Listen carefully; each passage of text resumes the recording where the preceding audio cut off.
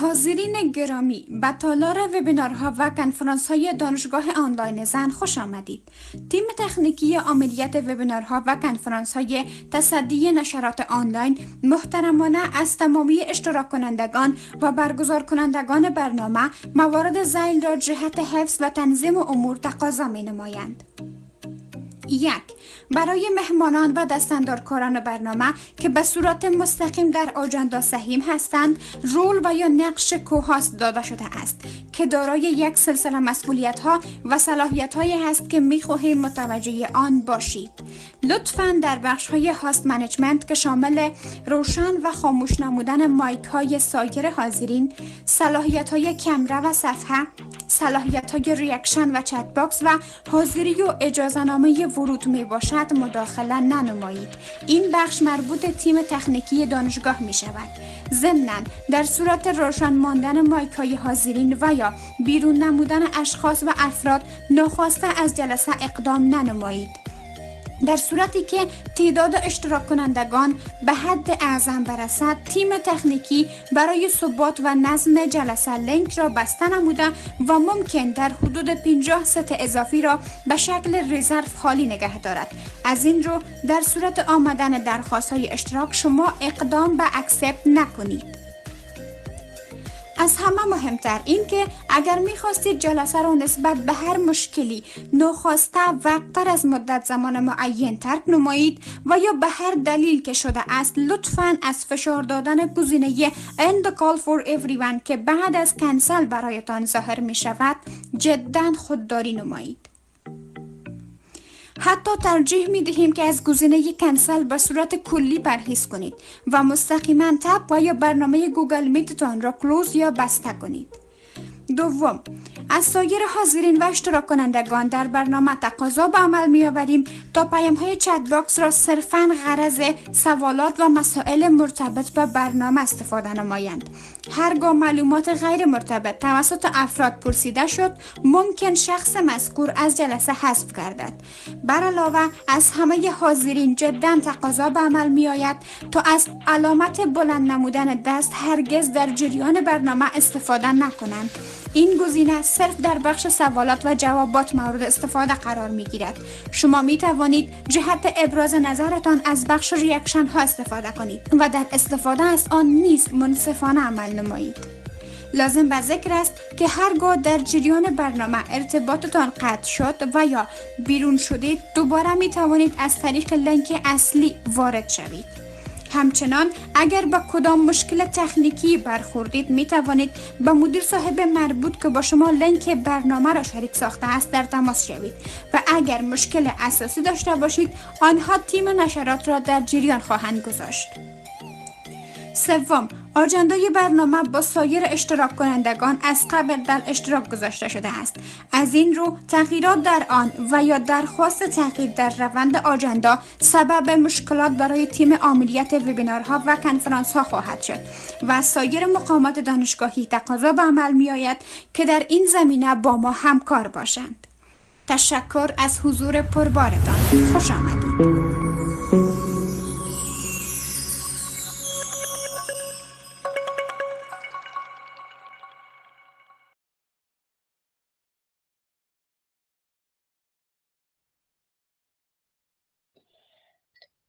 به نام خداوند جان و خرد که از این برتر اندیشه بر نگذرد.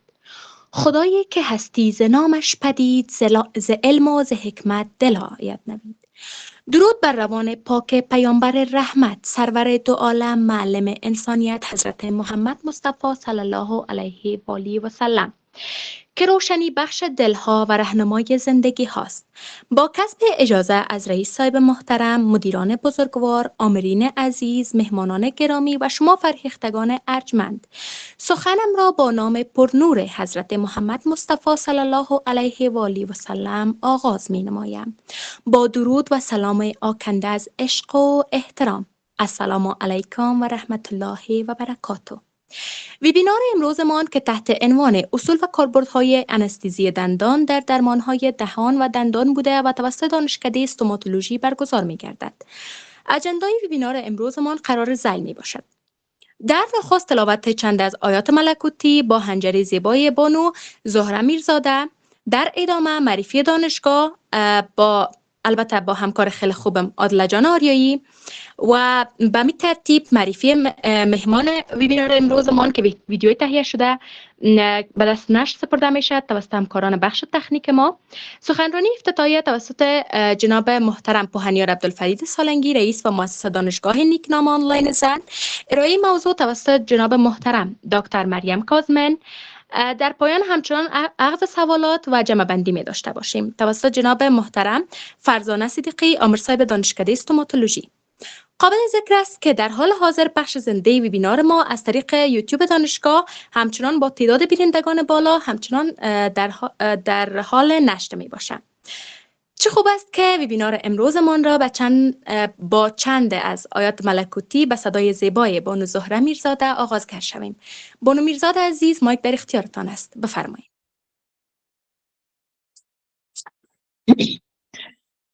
أعوذ بالله من الشيطان الرجيم. بسم الله الرحمن الرحيم. هل أتى على الإنسان حين من الدهر لم يكن شيئا مذكورا. إنا خلقنا الإنسان من نطفة أمشاج نبتليه فجعلناه سميعا بصيرا. إنا هديناه السبيل إما شاكرا وإما كفورا. إنا أعتدنا للكافرين سلاسل وأغلالا وسعيرا. إن الأبرار يشربون من كأس كان مزاجها كافورا. صدق الله العظيم وصدق رسوله النبي الأمين الكريم ونحن على ذلك من الشاهدين والشاكرين والحمد لله رب العالمين. ربنا تقبل منا إنك أنت السميع العليم وصلى الله تعالى على نبينا محمد وعلى آله وأصحابه أجمعين.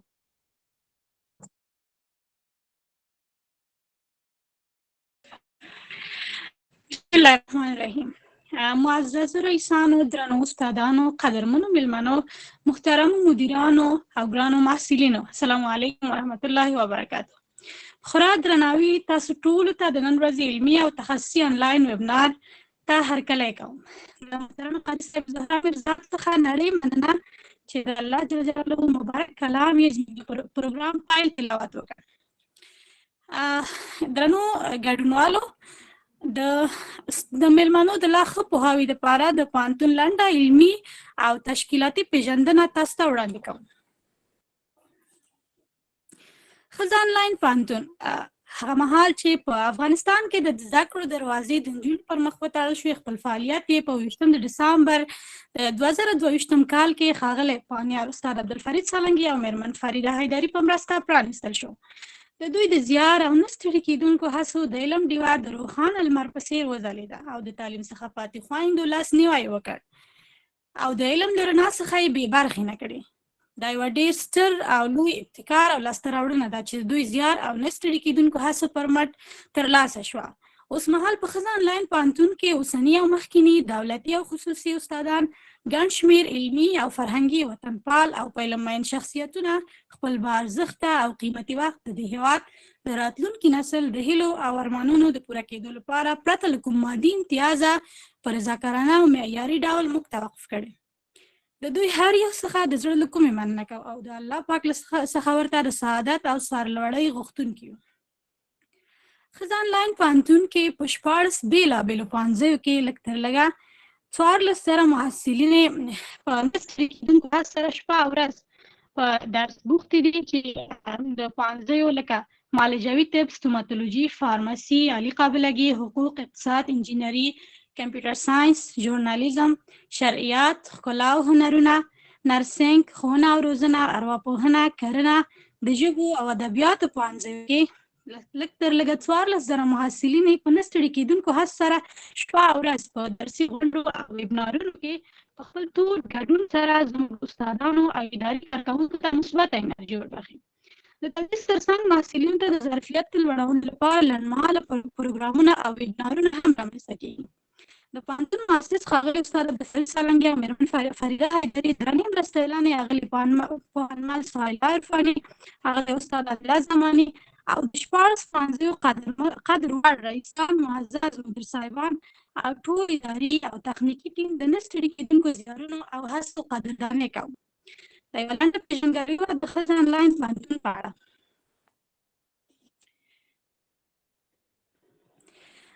د پروګرام په دې برخه کې د تخنیک ټیم څخه هیله کوو په ډېر درناوي چې د نن ورځې د ویبنار د وړاندې کوونکې محترمه ډاکټر صاحب مریم کاظمن د چمتو شوي بیوګرافي لنډ کلیپ چمتو شوی کلیپ موږ ته وړاندې کړي.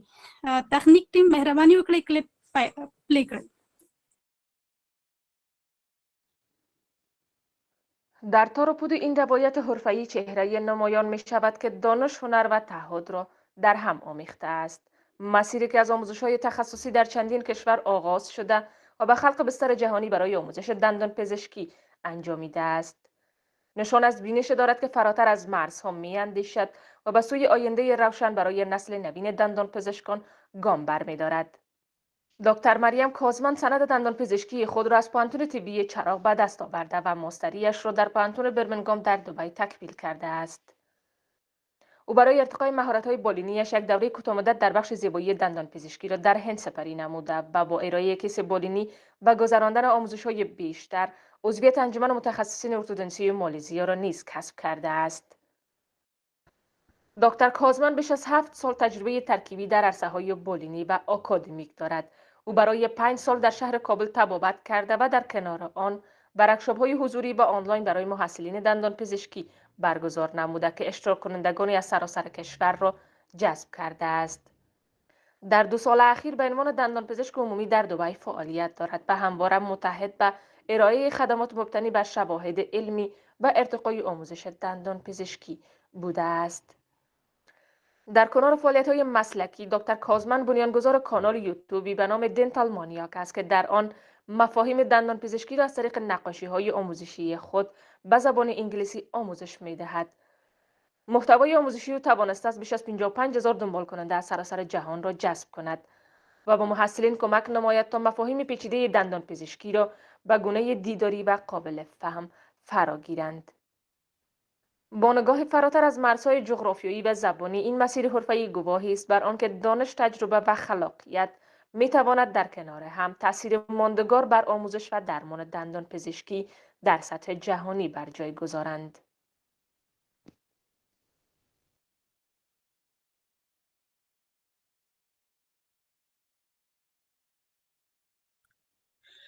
تشکر از تیم تصدی و نشرات بابت زحماتشان. در این قسمت از برنامه از جناب محترم پوهنیار عبدالفرید سالنگی، رئیس و مؤسس دانشگاه خواهشمند هستیم تا با سخنان زیبا و ارزشمندشان وبینارمان را نیکوتر بسازند و ما را همچنان مستفید بسازند. جناب رئیس صاحب بزرگوار، مایک در اختیارتان است، بفرمایید. بسم الله الرحمن الرحیم. اعضای هیئت رهبری دانشگاه آنلاین زن، مهمان عزیز و خوب و امروز ما دکتر صاحب مریم کاظمن، رؤسای محترم پانزه‌ها و دانشکده‌های دانشگاه آنلاین زن، آمرین محترم دیپارتمنت ها، استادان عزیز و گرانارچ، مدیر صاحبان، مسئولین عزیز، مهمانان عزیزی که در ویبینار امروز ما حضور دارند، السلام علیکم و رحمت الله و برکاته. خیلی زیاد خرسند هستم از اینکه پوهنتون آنلاین زن با تعقیب ویبینارها و سمینارهای علمی را که داشته است، امروز ما شاهد یک ویبینار ارزشمند دیگر هم با ارائه دکتر صاحب مریم کاظمن هستیم. که در پالوی از این که دانشگاه آنلاین زن برنامه منظم درسی خودش داره، هفته یک بار با اشتراک هزارها دانشجو و همچنان مهمانان از سراسر افغانستان و از گوشه دیگر جهان وبینارهای علمی را هم برگزار میکنه با حضور شخصیت ها. من تشکری میکنم از جناب دکتر صاحب کازمن که با دعوت دانشگاه آنلاین زن در حقیقت با دعوت نیم پیکر جامعه افغانستان، دختران افغانستان لبیک گفتن و مهمان امروز ما شدن. حضورشان در برنامه امروز خوش آمدید میگویم. اما گونه که شما مطالعه هستین و میفهمین که در عصری که ما زندگی میکنیم که عصر فناوری و عصر تکنولوژی هست، پیشرفت های متفاوتی در تمام بخش ها با وجود آمده که در بخش علمی هم این پیشرفت ها صورت گرفته است و بخش طبابت یک بخش بسیار زیاد اساسی است که با دگرگونی نظام آموزشی، با دگرگونی و بحث تکنولوژی و بحث های دیگه هم مورد دگرگونی قرار میگیرد. موضوع وبینار امروز که در حقیقت انستزی یا بیهوشی دندان هست، یکی از معضله های بسیار زیاد بزرگی است که متاسفانه ما در جامعه خود ما در افغانستان بیشتر با او مواجه هستیم. ما در حالی داریم از انستزی یا بیهوشی دندان صحبت میکنیم که متاسفانه هنوز هم در قریه و قصبات افغانستان کسان بدون از اینکه علم طبابت یاد داشته باشند دندانهای انسانها را با انبر بیرون میارن. متاسفانه این وضعیت در افغانستان قابل تحمل نیست، اما بنا به نبود کادر علمی، بنا به نبود مراکز آموزشی، متاسفانه هنوز هم نیم پیکر جامعه افغانستان و بیشتر از ولایت‌های افغانستان، روستاها و قریه و قصبات افغانستان با این معضل دچار هستند. من خوشحال هستم که خصوصا در 20 سال 21 سال گذشته کادر علمی در این عرصه عرض اندام کردن و دارد خدمات خیلی زیاد منظم هم انجام میدن. چیزی که بسیار به ما در افغانستان وقتی که ما بودم برای ما واقعا قابل بحث بود و گاهی وقت باورم نمیشد که میگفتن که علم دندان پزشکی یا علم طبابت دندان یا استوماتولوژی یکی از علمهای بسیار گرانبها بیرون از افغانستان هستند. وقتی که ما به اروپا آمدم دیدم واقعا نمیگونه است. در افغانستان همه کسی که بپرسید طب معالجوی میخوانم، کامپیوتر ساینس میخوانم اینا، اما وقتی که بیرون از افغانستان میری از لحاظ اهمیت، حتی از لحاظ مارکت و بازار هم بازاری را که علم طبابت دندان داره یا استوماتولوژی داره هیچ علم دیگر جایش نداره. هم از لحاظ درآمد، هم از لحاظ کسانی که بیشتر علم خوش میکنن و کسانی که بیشتر علاقمند از علم هستند. ما خوشحال هستم که در جامعه افغانستان مثل دکتر صاحب مریم کازمن جوانان فریخته را داریم که در این عرصه داره به سطح بین المللی کار میکنه، نه تنها در سطح افغانستان. مریم کازمن نماد توانمند یک زن افغانستان هست که امروز در مقابلتان هست.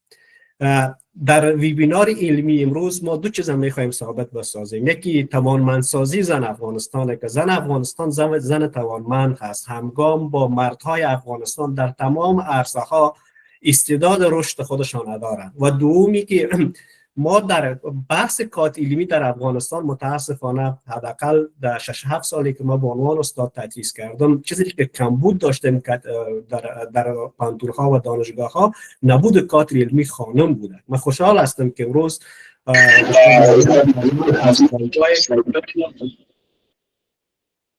بله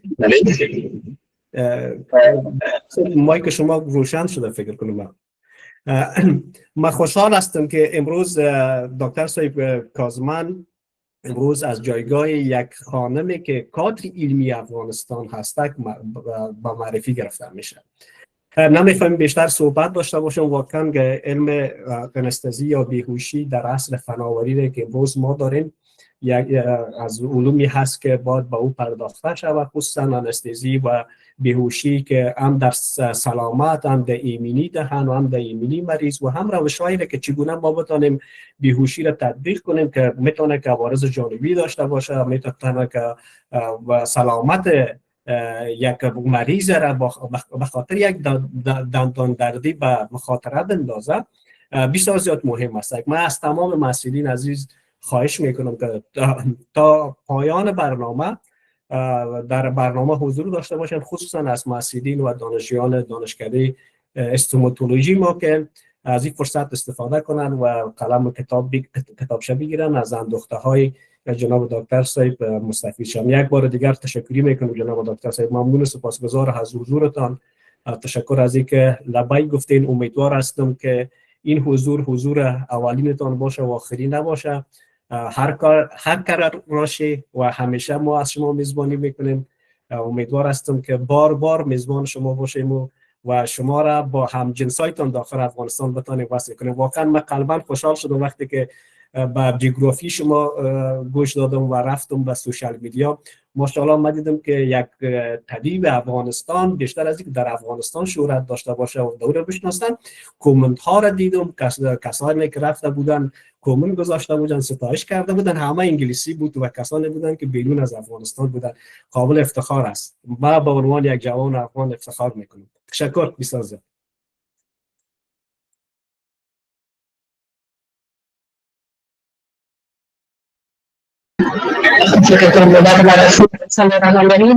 سلام و احترامات خدمت از همه دنیا که می‌دونید همکاران گرامی کنترل و دکتر صاحب کیفیت صدای شما کیفیت صدایتان خوب نیست، به خاطر از اینکه برنامه پخش زنده است. اگر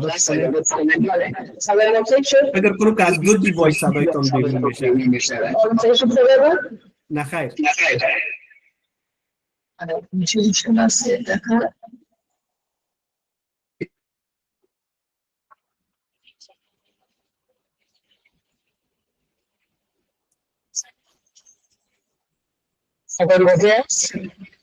بله آقای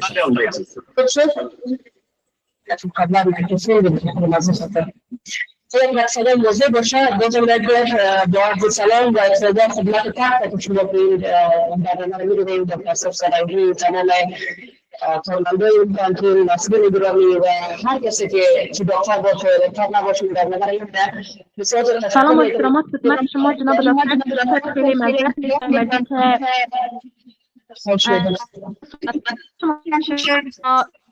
ممنون کنه و ما متاسفانه حرفای شما را نداریم. خیلی معذرت بازم از اینکه مداخله میکنم در صحبتایتان.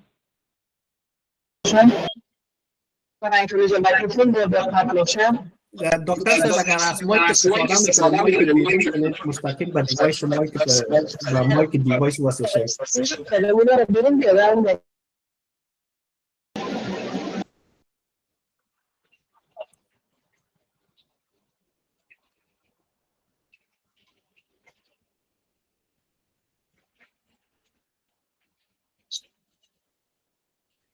جناب دکتر صاحب صدای ما را دارید؟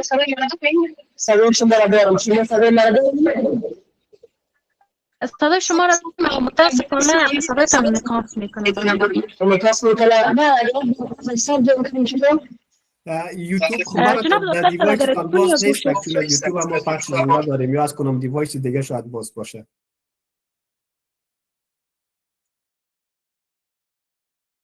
میشه صدا خود آف میشه. من ازم چی مشکل است؟ جناب دکتر صاحب اگر فون یا گوشکی باشه همیشه دقت کنین و مستقیم صحبت داشته باشین.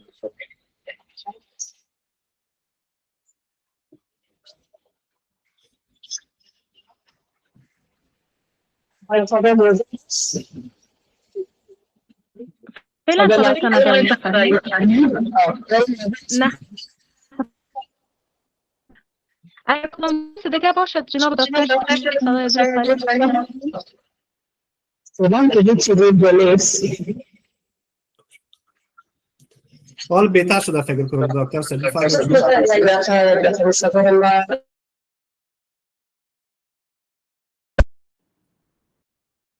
حال خوب شد؟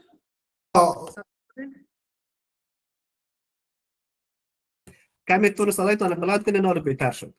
صدای من صحیح ساله؟ حالا میکروفون رو وصل کردم. بشنوین؟ بله کاملا درست دکتر صاحب بفرمایید. خوب تایی واضح است؟ بخیر حتی وصل نبشه؟ خب بسیار خوب. شکر است. خب بازم یک بار از سر با عرض سلام و احترامات خدمت تک تک بیننده های عزیز، بسیار زیاد تشکر میکنم از تمام استاف دکتر سیب سالنگی از دعوتتان و ما افتخار بخشیدین که در این برنامه مرا خواستین و این فرصت را دادین که کم و بیش دانشی که در این بخش ندارم با مسئولین گرامی و تمام بیننده های عزیز شریک بسازم. در کنار این همه بسیار خوشحال شدم، من اصلا خبر نداشتم که چنین آنلاین پانتون موجود داره و وقتی خبر شدم واقعا خوشحال شدم. دیگه یک تشکری خاص می‌خوایم از صمیم قلب از دکتر سیب سالنگی و تمام همکارانی که در این اینیشیتیو داخل بودن و تونستن که دختران افغان که از این شرایط سخت از پانتون از همه چیز محروم بودن تونستن که زمینه تحصیل را برشان مساعد بسازین. واقعا جای افتخار و جای بسیار زیاد خوشی است. دیگه درباره ما فکر کنم معرفی کافی را دادم، 2 دقیقه بود. بسیار زیاد تشکر از هر کسی که ویدیو را آماده کرده بود. ما بسیار زیاد پرگویی نمیکنم، فقط سلایدها را ما شریک میسازم. خویجه میگه که can't share your screen.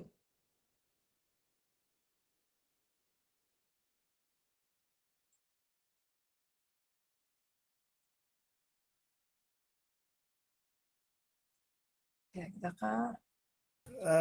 دکتر صاحب شما سلایت ها رو شریک کنین، اگر با مشکل برخوردین با همکاران ما روان کنین، با مدیریت وبینارهای ما اونا شریک میسازن. یک کم دیر وقت میاد چون نمیال 800 نفر به گونه مستقیم جاین هستن و بدون از اینکه 300 400 دیگه هم کانتریبیوتور هستن.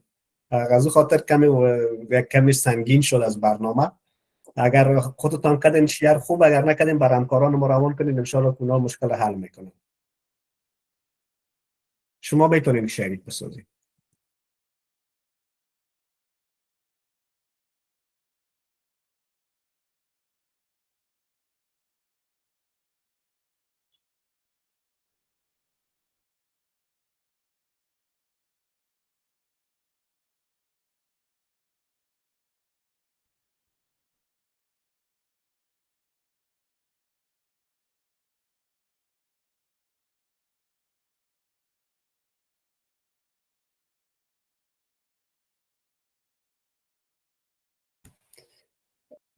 همکاران تکنیکی سلایت ها از دکتر صاحب تسلیم شوند، خودتان شریک بسازید اگر دکتر صاحب با مشکل مواجه شود در قسمت شریک نمودن سلایت. مایکتان بسته است دکتر صاحب.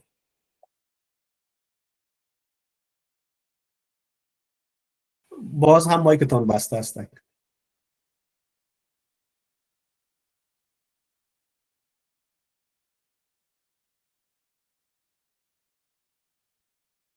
جناب دکتر صاحب مایکتان بسته است. با مشکل برخورده خب چون وقتی که تعداد زیاد می باشه کنترل چیز است که بیرون بشه. نه گوگل میت و خاصیتش نداره. 800 نفر هم به شکل مستقیم از 300 هم کنتریبیوتور 1000 با مشکل واجه. کاش که سلایت ها از وقت از پیشون تسلیم میشدیم. اگر از طریق واتساپ برای شما روان کنه، از طریق واتساپ اگر سلایت ها رو روان کنید دکتر صاحب به همکارانم اونا خودشان ان شاء الله تا که آماده میکنن. هم در صاحب به شما سلایت ها رو از دکتر صاحب تسلیم شوین.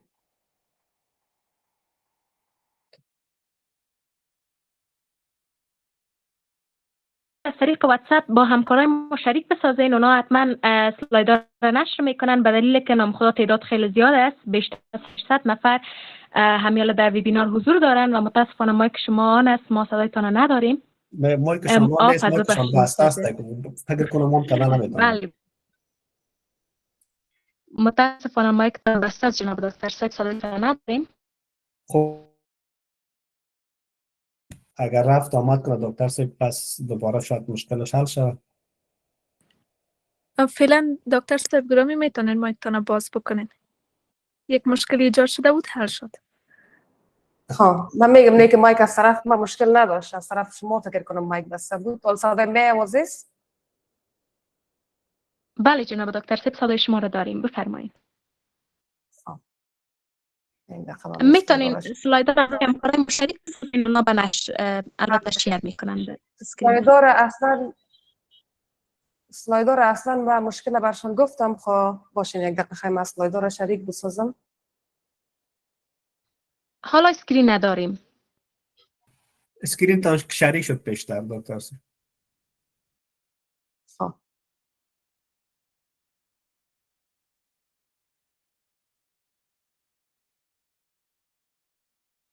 شما هم یک اسکرینتان شریک میسازین، چند دقیقه بگذارین، خودش به خود نه، چون وقت هم میگیره 1-2-3 دقیقه. حال بله. اسکرین بتونه داریم ما.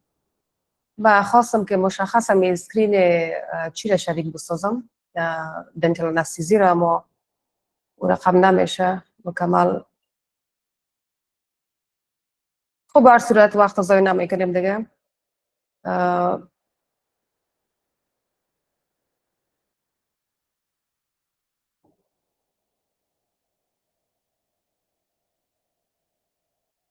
خب موضوع لکچر ما انستیزی دهن است و قبل از اینکه مستقیم وارد این موضوع شوم میخوایم یک معرفی کوچک با وجود از اینکه گفت نام اینجا، اما یک معرفی مختصر از چنل یوتیوب میخوایم بکنم. چنل یوتیوب که به نام دنتال منیاک هست، میتونه که تا یک حد به درد مسئولین هم بخوره.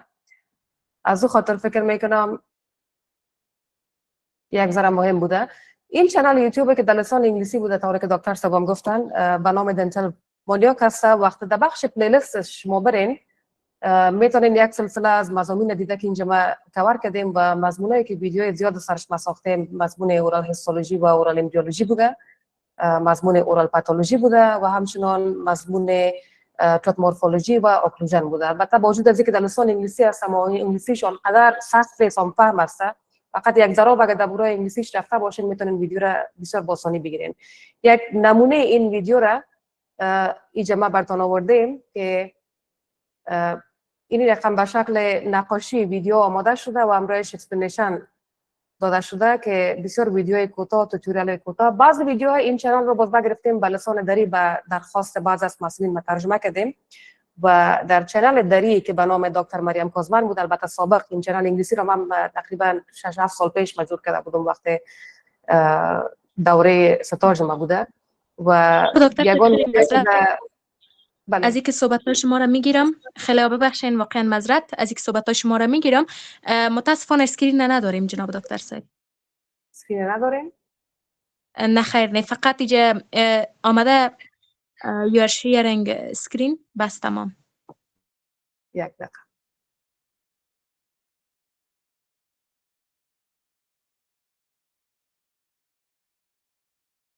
امی اسلایدر را اگر شما شیر بسازید من میتونم که بهش کار کنم اینجا؟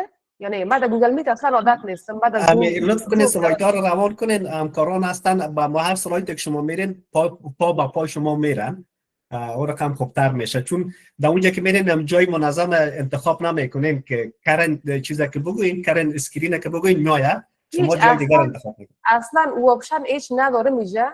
بچم که مشکل ما لطف کنید اسلایدای دکتر صاحب روان کنین برای از همکار ما، برای عمر صاحب ویبینارها اونا برای شما شریک میسازن. تشکر. در واتساپ روان کنید بخیر تا وقت آماده میشه. باش میکنم این روان میکنم.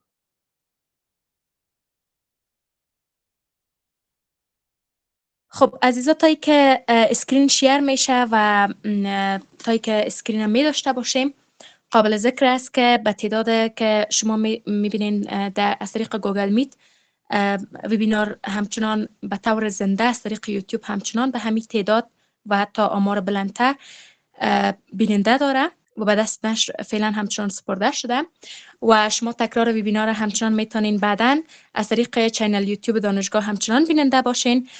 و فعلا ویبینار امشب ما مهمان ویبینار این هفته ما جناب دکتر صاحب مریم کازمن می باشه و صاحب امتیاز ویبینار این هفته ما دانشکده استوماتولوژی می باشه. فکر کنم که اسلایدها همچنان آماده میشه و اسکرین همچنان می داشته باشیم. فقط یگانه مشکلی که مدار می است که من میخواستم روی اسلاید نوشته کنم و حالا که من روان کردم و شما شریک میسازین فکر کنم اون کارم نتونم کردم. دیگه من نمیفهم مشکلی چی است. من قبل از اینکه اینجا بیام در گوگل میت یک روز قبل من تستم کردم با خود که چی رقم است، بخاطر که من از زوم وبینار و میتینگ عادت هستم و با در گوگل میت بار اول است که ما اشتراک کردیم. دیشب وقتی من تست کردم خوب صحیح کار داد، اما امروز هیچ اصلا او آپشن نداره که من نمیفهم تعداد زیاد است، تاثیر از او است، نمیفهم. مشکل نیست جناب دکتر صاحب، شاید به دلیلی که تعداد بعض اوقات که زیاد میشه این مشکلات پیش میشه و ماشاءالله تعداد امیال بیش از 800 نفر است و شاید به می دلیل بوده باشه. هیچ کدام مشکل نیست. انشالله همکارای ما تنظیم میکنن و اسکرین شیر میکنن و صحبت های شما را می داشته باشیم. خوب است. شما مقدماتی تان داشته باشین دکتر صاحب تا که همکاران به خیر آماده کنند ان شاء الله.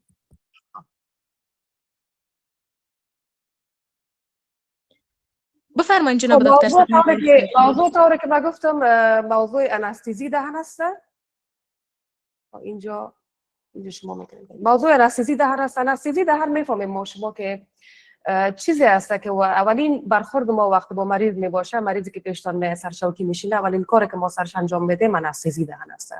و بر اساس این انستزی دهن شما از توسط مریض ارزیابی میشین که می دکتر چی رقم یک دکتر است، یعنی به زبان عام اگر بگیم دکتر فهمیده است یا نیست. این انستزی است که بالاخره یک چیتون یک خاطرتون با مریض میمونه، یعنی اگر انستزی برشان درست داده باشید، موقعیت را بلد باشید، انستزی رو درست تاثیر کرده باشه، شما بسیار بر راحتی میتونین سر مریضتان کار کنین و اون مریض همچنان سرشوکی وقتی میشینه براتون راحت شیفتمین باشه و هیچ کدام شکایت هم نمیکنه از کار، هر چقدر دوا با مریض زیاد بکنه.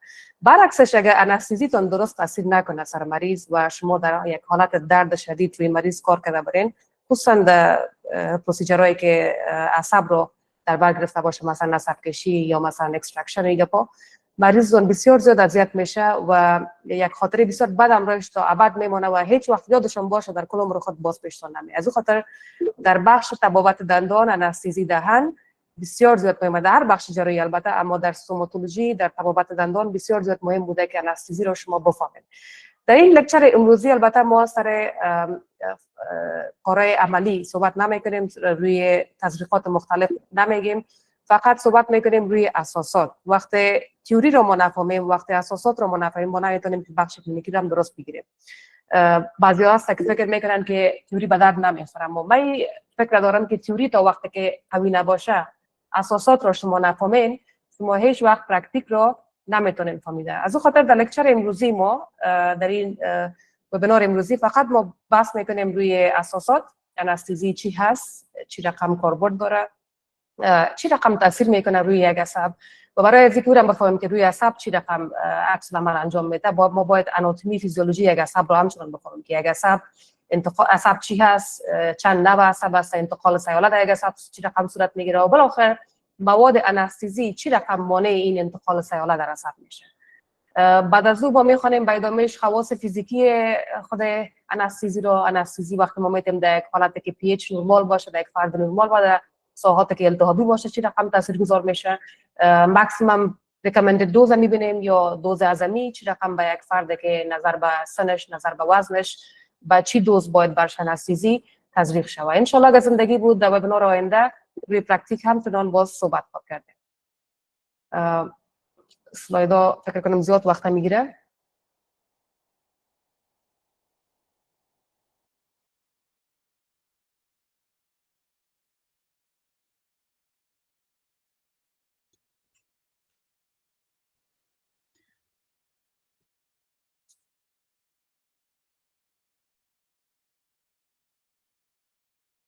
آیا ویندوی ما براتون معلوم میشه؟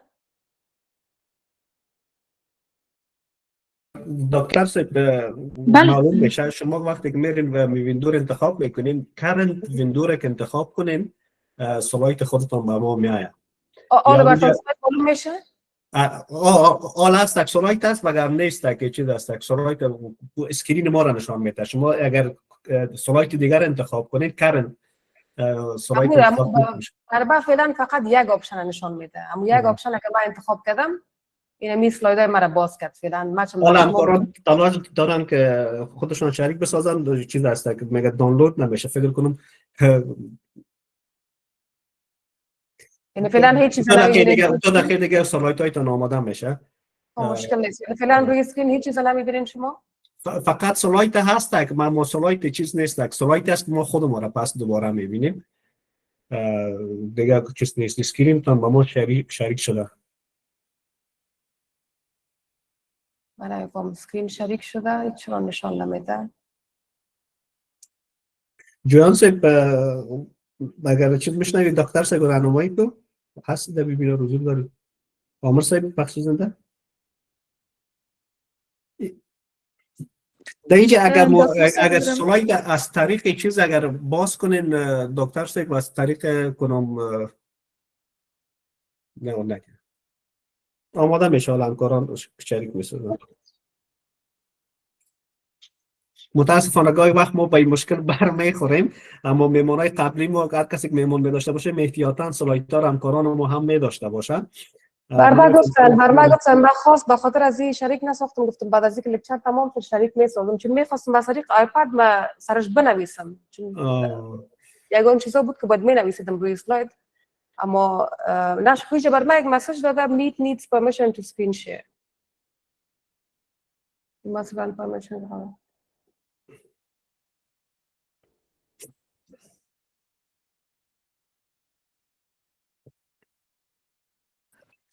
ببخشید دکتر صاحب گرامی، فعلا در لپتاپ شما سلاید ها هست؟ بله. درست است. شما سکرین تان شیر بکنین مثل که قبلا شیر بود، انتایر سکرین آپشن انتخاب بکنین و برین روی سلاید ها. بر ما اتومات سلاید معلوم میشه. حالا معلوم شد براتون؟ سلاید براتون معلوم میشه؟ فعلا که سکرین تان نداریم به خاطر تعداد کم زیادتر است. بله فعلا سکرین تان نداریم.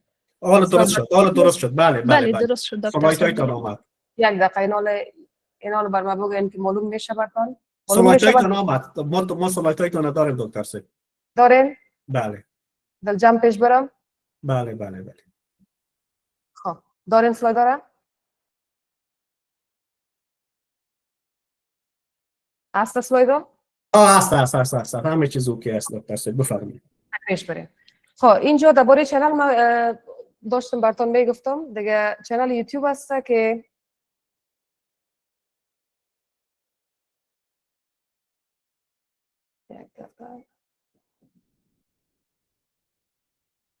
دکتر صاحب دیگه باز سلایت هایتان رفت است، سلایت هایتان باز از پیشتان بیرون شد، اسکرین تان رفت.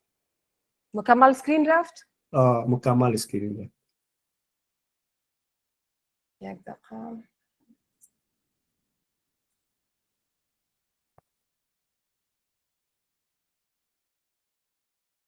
آمد تسکرین؟ اسکرین نداریم جناب دکتر صاحب، هم سلایدایتان را نداریم متاسفانه.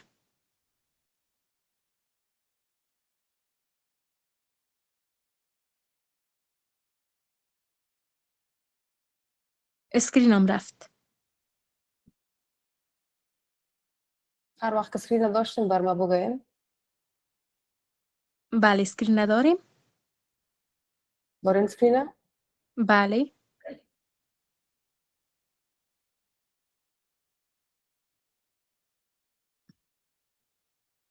میشه مستقیم وارد پاورپوینت شوین بدون از اینکه یعنی خارج شوین.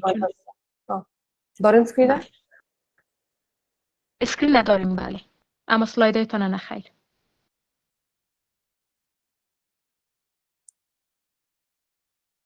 مشکل نکشاست.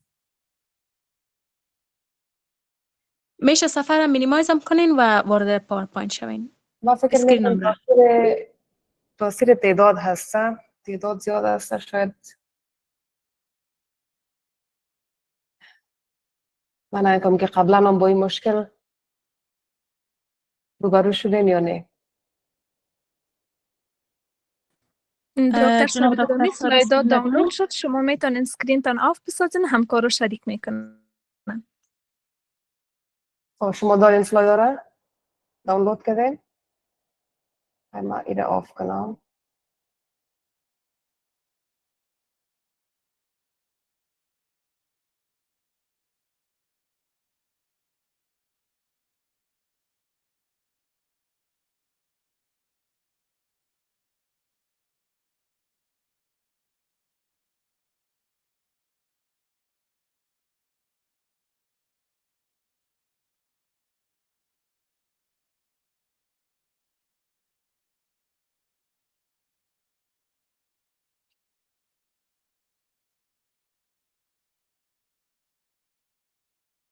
یک بار دیگه من کوشش کنم، یک بار آخر تا که شما آماده میکنین.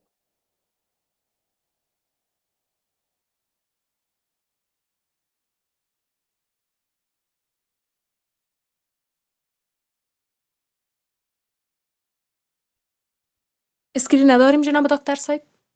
دارین شما؟ بله اسکرین نداریم، اما سلایدتان نی.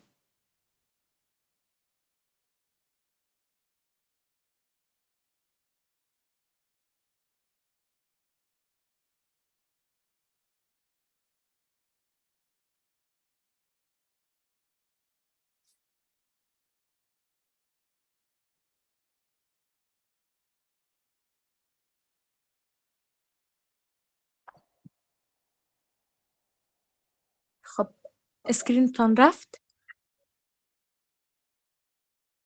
خب از این که زیای وقت نشه، پس اگر همکاران ما آماده هستن چه خوب است که اونا اسکرین شیر کنن و ادامه ویبینار را داشته باشیم. همکارای عزیز سلاید آماده است؟ اگر آماده است پس اسکرین شیر کنیم.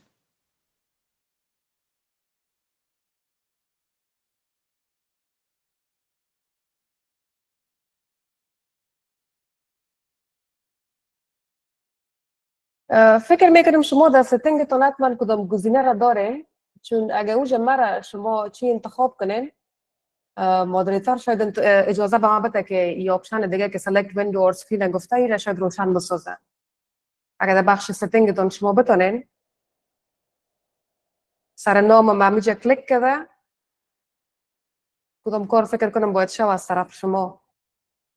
استاد عزیز وقتی که اسکرین شیر میکنین بدون از اینکه مثال شما سفر بسته کنین یا اسکرین دوباره استاپ کنین، مستقیم میرین به طرف سلایدتان و سلایدتان شیر میشه. امو شیر نمیشه، امو آپشنی که گفته سلکت ویندو اور اسکرین و آف هست مکمل، اصلا روشن. اسکرینتان به ما میای استاد بزرگوار؟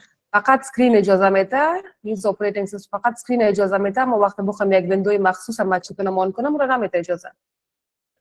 نمیدونم، شاید مشکل در تعداد باشه وگرنه کدام مشکل نداره. نمیفهمم. خب خیر، مشکل نداره. انشالله همکارای ما به زودترین فرصت اسکرین شیر میکنن.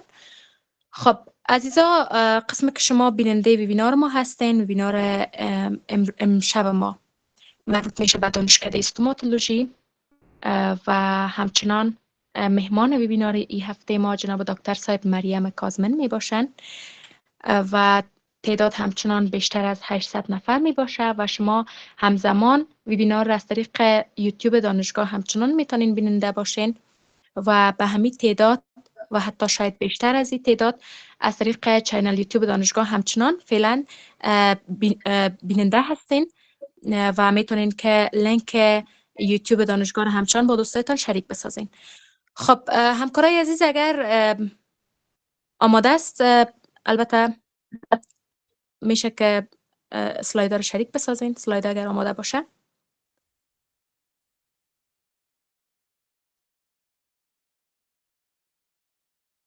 بله. خب اسکرین داریم و جناب دکتر سیب سلاید آمد براتون؟ بله اسلاید آمد، اما در اسلاید ما چیزی نمیتونم. مشکل است. بفرمایید جناب دکتر سیب. خب میشه میره فول سکرین بکنین؟ خب پیش بریم سلاید دیگه. خب چنل یوتیوب که براتون گفته بودم اینجا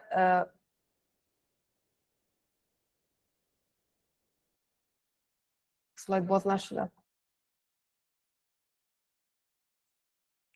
همکارای عزیز سلاید بعدی.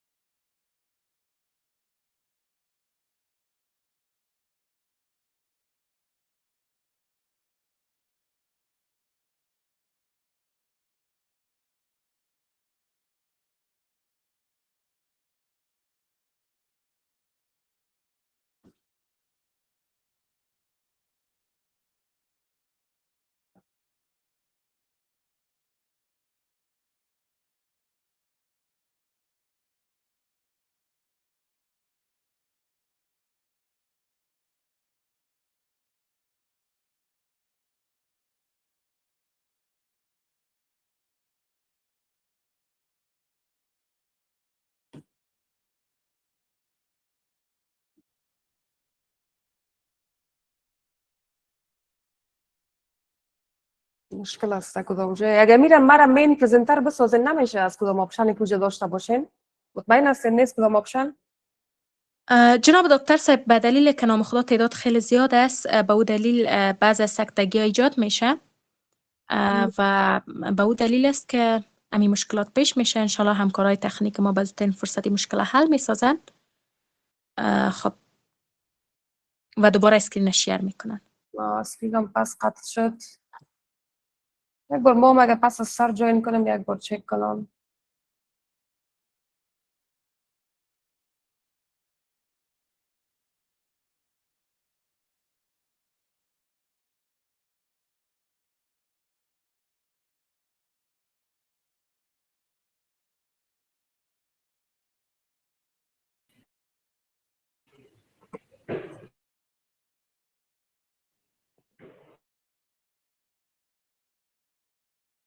خب حالا سلاید داریم.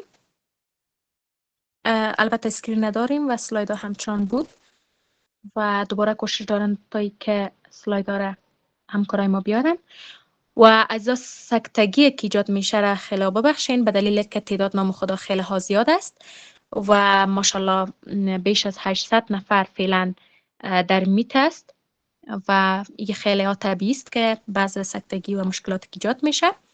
دوباره همکاران کوشش میکنن سلاید را شریک بسازن و جناب دکتر صاحب شما میتونید که پیش برین دکتر صاحب. سلایدایتان است کاملا است دکتر صاحب. سلایدای شما هست میتونین پیش برین. مایکتون بگم خاموش است.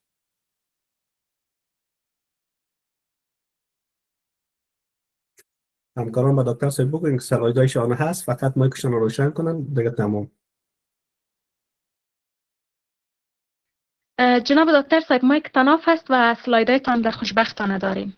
بله مایک ما از طرف شما آف بود الان شد. تشکر.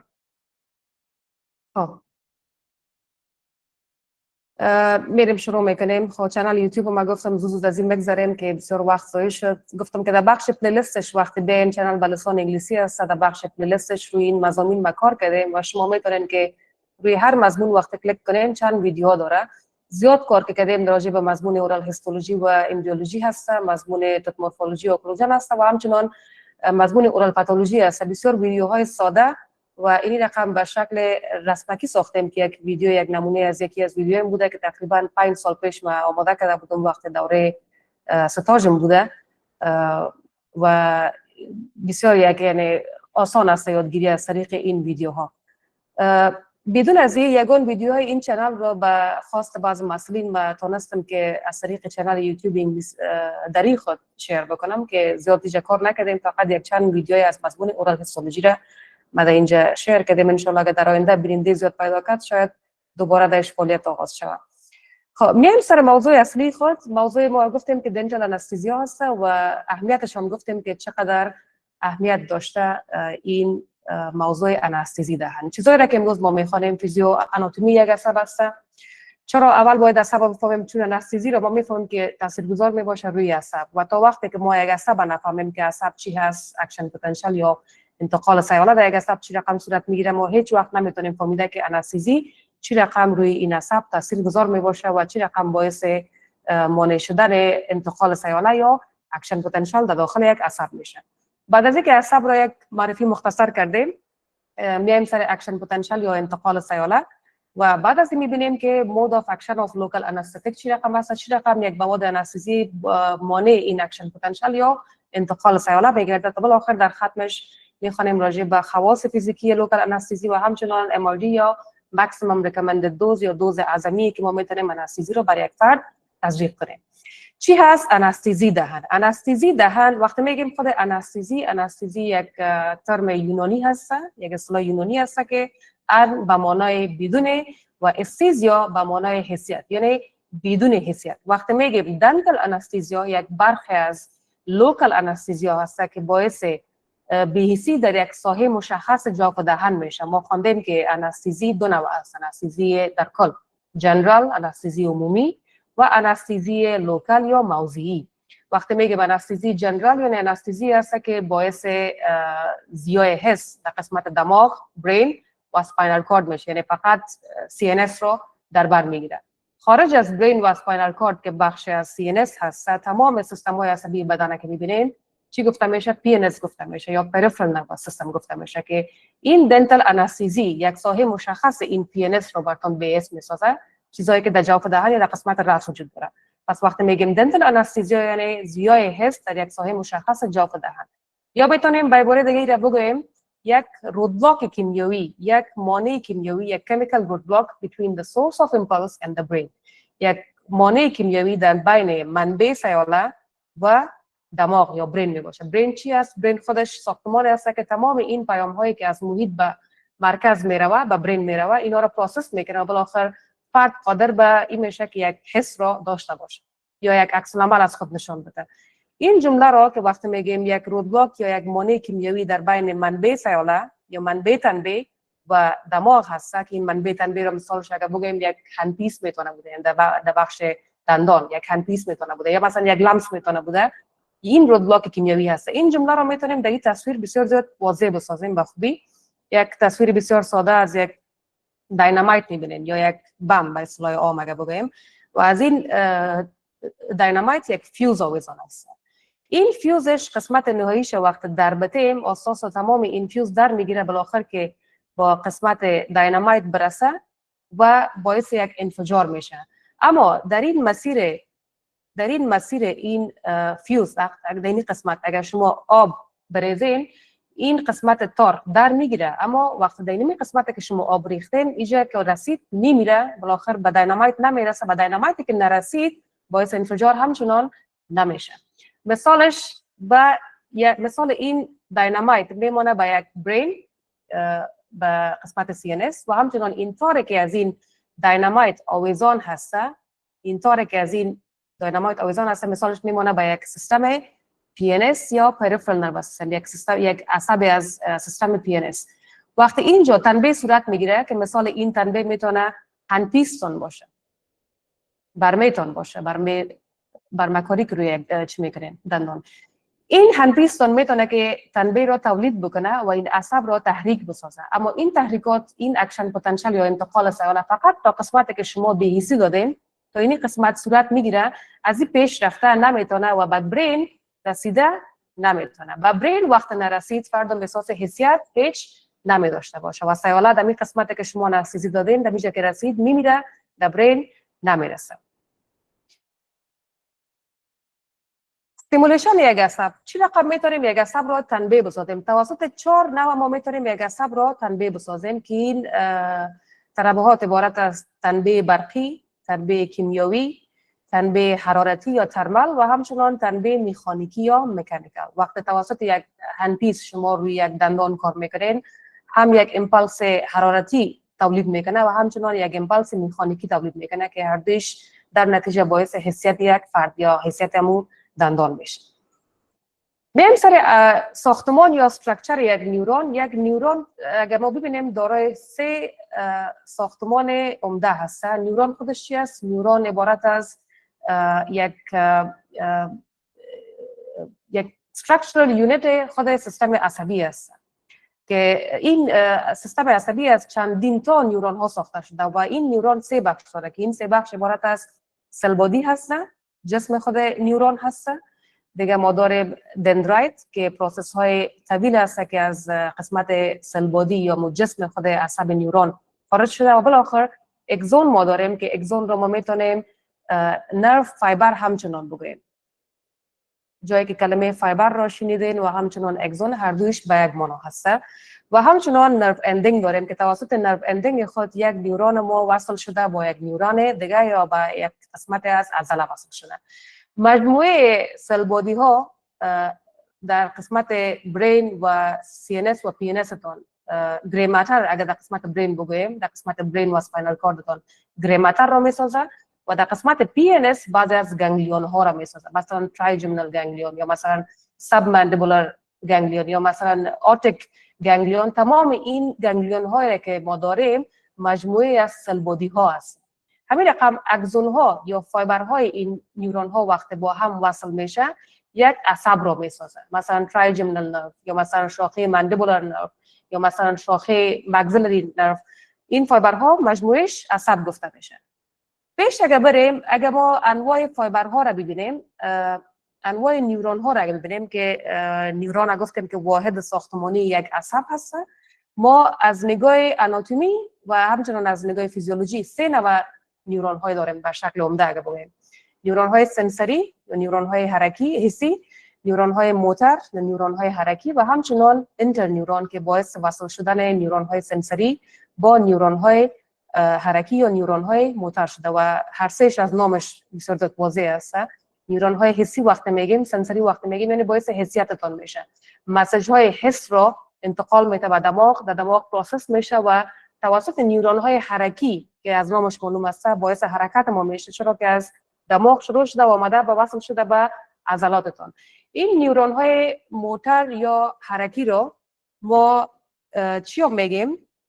ایفرنت نیورون همچنان میگیم و همچنان نیورون های سنسوری رو ما افرنت نیورون هم میگیم و مثال هر سه این نیورون ها در این تصویر بسیار زیاد واضح شده. فکر کنین که این یک قسمت از مقطع جلدتان است، میشه یک مقطع جلدتان است.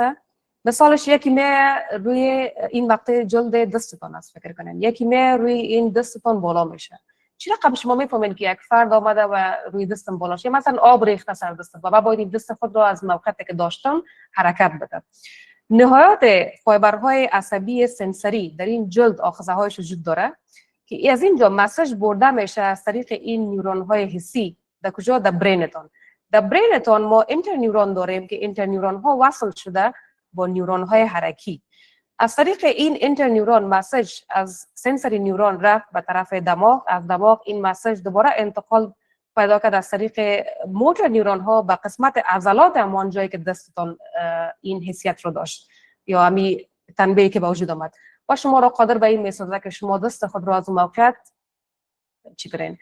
تغییر بدین. بفهمین اول فهمیدین توسط نیورون های حرکی که یک لمس به وجود آمد، مثلا یا آب ریخت سر دستم و توسط همین نیورون های حرکی بالاخره شما فهمیدین که من باید دست خود را از اینجا حرکت بدیم. یعنی تمام این چیزا در قسمت برینتون پروسس شد تا بالاخره توسط این دو نیورون ها شما هم حسیت و هم حرکت را توانستین انجام بدید.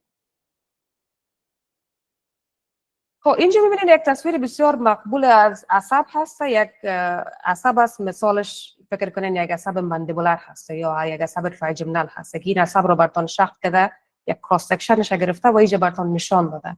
این عصب ما دارای چندین تا بندل ها یا فاسیکل های عصبی می باشه. اینجا میبینین فقط 3 فاسیکل رو براتون اینجا نشان داده. ایسته که فاسیکل هم برش گفته میشونیم و بندل های عصبی همچنان برش گفته میتونیم، نرو بندل ها.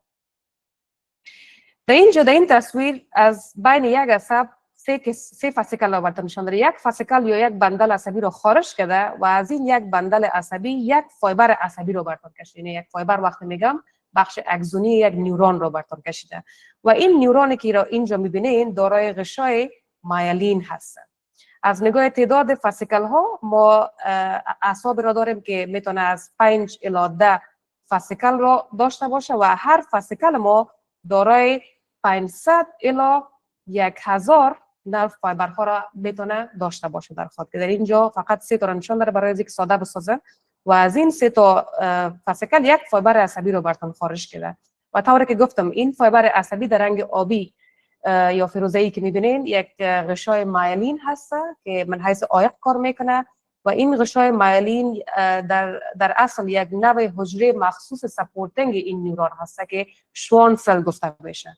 مایلین شیت formed by شوان سل و مثال این غشای مایلینه که در اطراف این اگزون پیچانیده شده مثل از این میمونه که یک تار برقی باشه و این تار برقی توسط یک کوتینگ توسط یک پوش پلاستیکی یا رابری پوشانیده شده باشه، مثل از این میمونه. فقط فرقش با چی هست که این غشای مایلین چون گفتیم حجره هست، یک نوع حجره مخصوص شوان سل هست. چندین تا حجرات رو اینجا میبینین 1 2 3 4 5 6 7 تا حجره شوان این عصب رو اگزون رو فایبر خود بخش نیورونی رو پوشانیده و در فاصله که بین 2 حجره مجاور مایلین یا شوان سل که شوان سل خودش چیزی است، حجره است که مایلین ساخته در دورادر عصب خود پیچانده، چی گفته میشه؟ نود آف رنویر گفته میشه. این نود آف رنویر که فاصله است که در بین 2 حجره مجاور مایلین یا شوان سل دیده میشه این باعث میشه که انتقال سیاله بسیار زیاد سرعت پیدا کنه. چرا؟ به خاطر که در این نوع حجرات که ما دارای غشای مایلین باشیم، انتقال سیاله به شکل جمپینگ می باشه. یعنی ضرور نیست که از هر نقطه عصب عبور کنه، چون عصب پوشانیده شده. فقط در قسمت نود آف رنویر این اعصاب لچ می باشه و در این قسمت اکشن پتانسیل یا انتقال سیاله یا انتقال مسیج صورت میگیره. پس از نگاه بود و نبود غشای مایلین یا این حجره شوان ما دو نوع فایبرهای عصبی داریم در کل. از نگاه این غشای مایلین فایبرهای عصبی داریم که مایلینیتد هستن، دارای این غشای مایلین یا حجره شوان هست، و فایبرهای عصبی داریم که دارای غشای مایلین نیستن. در اعصابی که دارای غشای مایلین باشه، این رقم بسیار زیاد مهم است که شما باید یک برخ بزرگ این عصب را، حداقل یک 8 الی 10 نود این فایبر را شما به حس بسازین توسط مواد انستزیتون. اینجا براتون کندکشن رو نشان داده. کندکشن وقتی میگیم یعنی انتقال سیاله، انتقال مسیج ساده اگه بگویم. در انتقال سیاله را در عصب‌های مایلینیتد و ان مایلینیتد را براتون نشان داده که در تصویر بالا می‌بینید یک غشای یک عصب مایلینیتد هست. اینجا براتون نشان داده که کندکشن یا انتقال سیاله اینجا به شکل سالتیتری می باشه، یعنی به شکل جمپینگ می باشه، به شکل خیزکی می باشه که چی رقم می باشه؟ از یک نود به نود دیگه خیز میزنه. پس هر چقدر یک قسمت زیاد را اسکیپ بکنه، همان قدر انتقال سیاله سرعت پیدا میکنه، بسیار بزودی به دماغ چی میرسه؟ مسیج و زود پروسس میشه. برعکسش اکسون هایی که دارای غشای مایلین نیستن، اکشن پتانسیل در این اعصاب به شکل کریپینگ می باشه، به شکل پیوسته و آهسته می باشه. مجبور مکلف است که از هر نقطه عصب این انتقال سیاله باید عبور کنه. پس در نتیجه فایبرهایی که ان مایلینیتد هستن، اکشن پتانسیل درشان بسیار زیاد بطیء در حدود 1.2 متر فی ثانیه، اما اکشن پتانسیل در غشاهایی که مایلین دارن بسیار زیاد سریع در حدود 14.8 الی 120 متر فی ثانیه میتونه صورت بگیره. در داخل یک دندان شما هم فایبرهای سی را دارین و هم فایبرهای مختلف ای را دارین. از نگاه ضخامت عصبی و از نگاه بود و نبود این غشای مایلین ما باز دسته‌بندی میکنیم عصب‌ها را به چندین کلاس، مثلا فایبرهای A، فایبرهای B، فایبرهای C که در A همچنان باز چندین انواع فایبرهای دیگر داریم، مثلا A الفا، L بیتا، A گاما. به رقم در یک دندان شما مختلف فایبرهای A را دارین که فایبرهای A ما دارای غشای مایلین هستن، باعث دردهای بسیار زیاد تیز میشه و دردی که مثلا در شروع التهاب یک دندان با وجود آمده باشه، در التهابات ریورسیبل فایبرهای ای است، اولین فایبرهای است که تحریک میشن. و بالاخره فایبرهای سی ما داریم که فایبرهای سی ما فایبرهای هستند که دارای غشای مایلین نیستن و در این فایبرها انتقال سیاله بسیار زیاد بطیء می باشه. مثلا در التهابات کرونیک، در التهابات دندان که پیشرفته میشه، در ایرریورسیبل پالپایتس فایبرهای سی تون تحریک میشه، فایبرهای ای کاملا از بین رفته می باشه وقتی التهاب آنقدر پیشرفت میکنه. و همین فایبرهای سی هست که در باعث دردهای گنگ میشه. اکثر اوقات اگه ببینید مریض پیشتون بیه، درست مریض نمیتونه گفته که کدام دندانم درد میکنه. علتش همین است که فایبرهای ای مکمل از بین رفته و فقط چیزی که مونده فایبرهای سی هست و مریض درست نمیتونه شناسایی کنه که کدام دندانم درد میکنه. پس این بسیار مهم است که باید بفهمیم که چی رقم این فیزیولوژی درد دیگه پا که انشالله اگه زندگی بود مفصل روی این مبحث هم صحبت خود کردیم کدام وقت. اینجا براتون یک مقطع عصب را گرفته، براتون زوم ان کرده، این قسمت عصب را براتون گرفته، زوم ان کرده و براتون کلان کرده، براتون نشان داده. اینجا اگه اینجا ببینید شما غشای خود عصب که ما برش نیورولما هم میگیم، اگزولما هم میگیم، مثل سل ممبرین ها یا غشای حجروی بقیه تمام انساج بدن ما شما از فسفولیپید بایلیر ساخته شده. فسفولیپید بایلیر.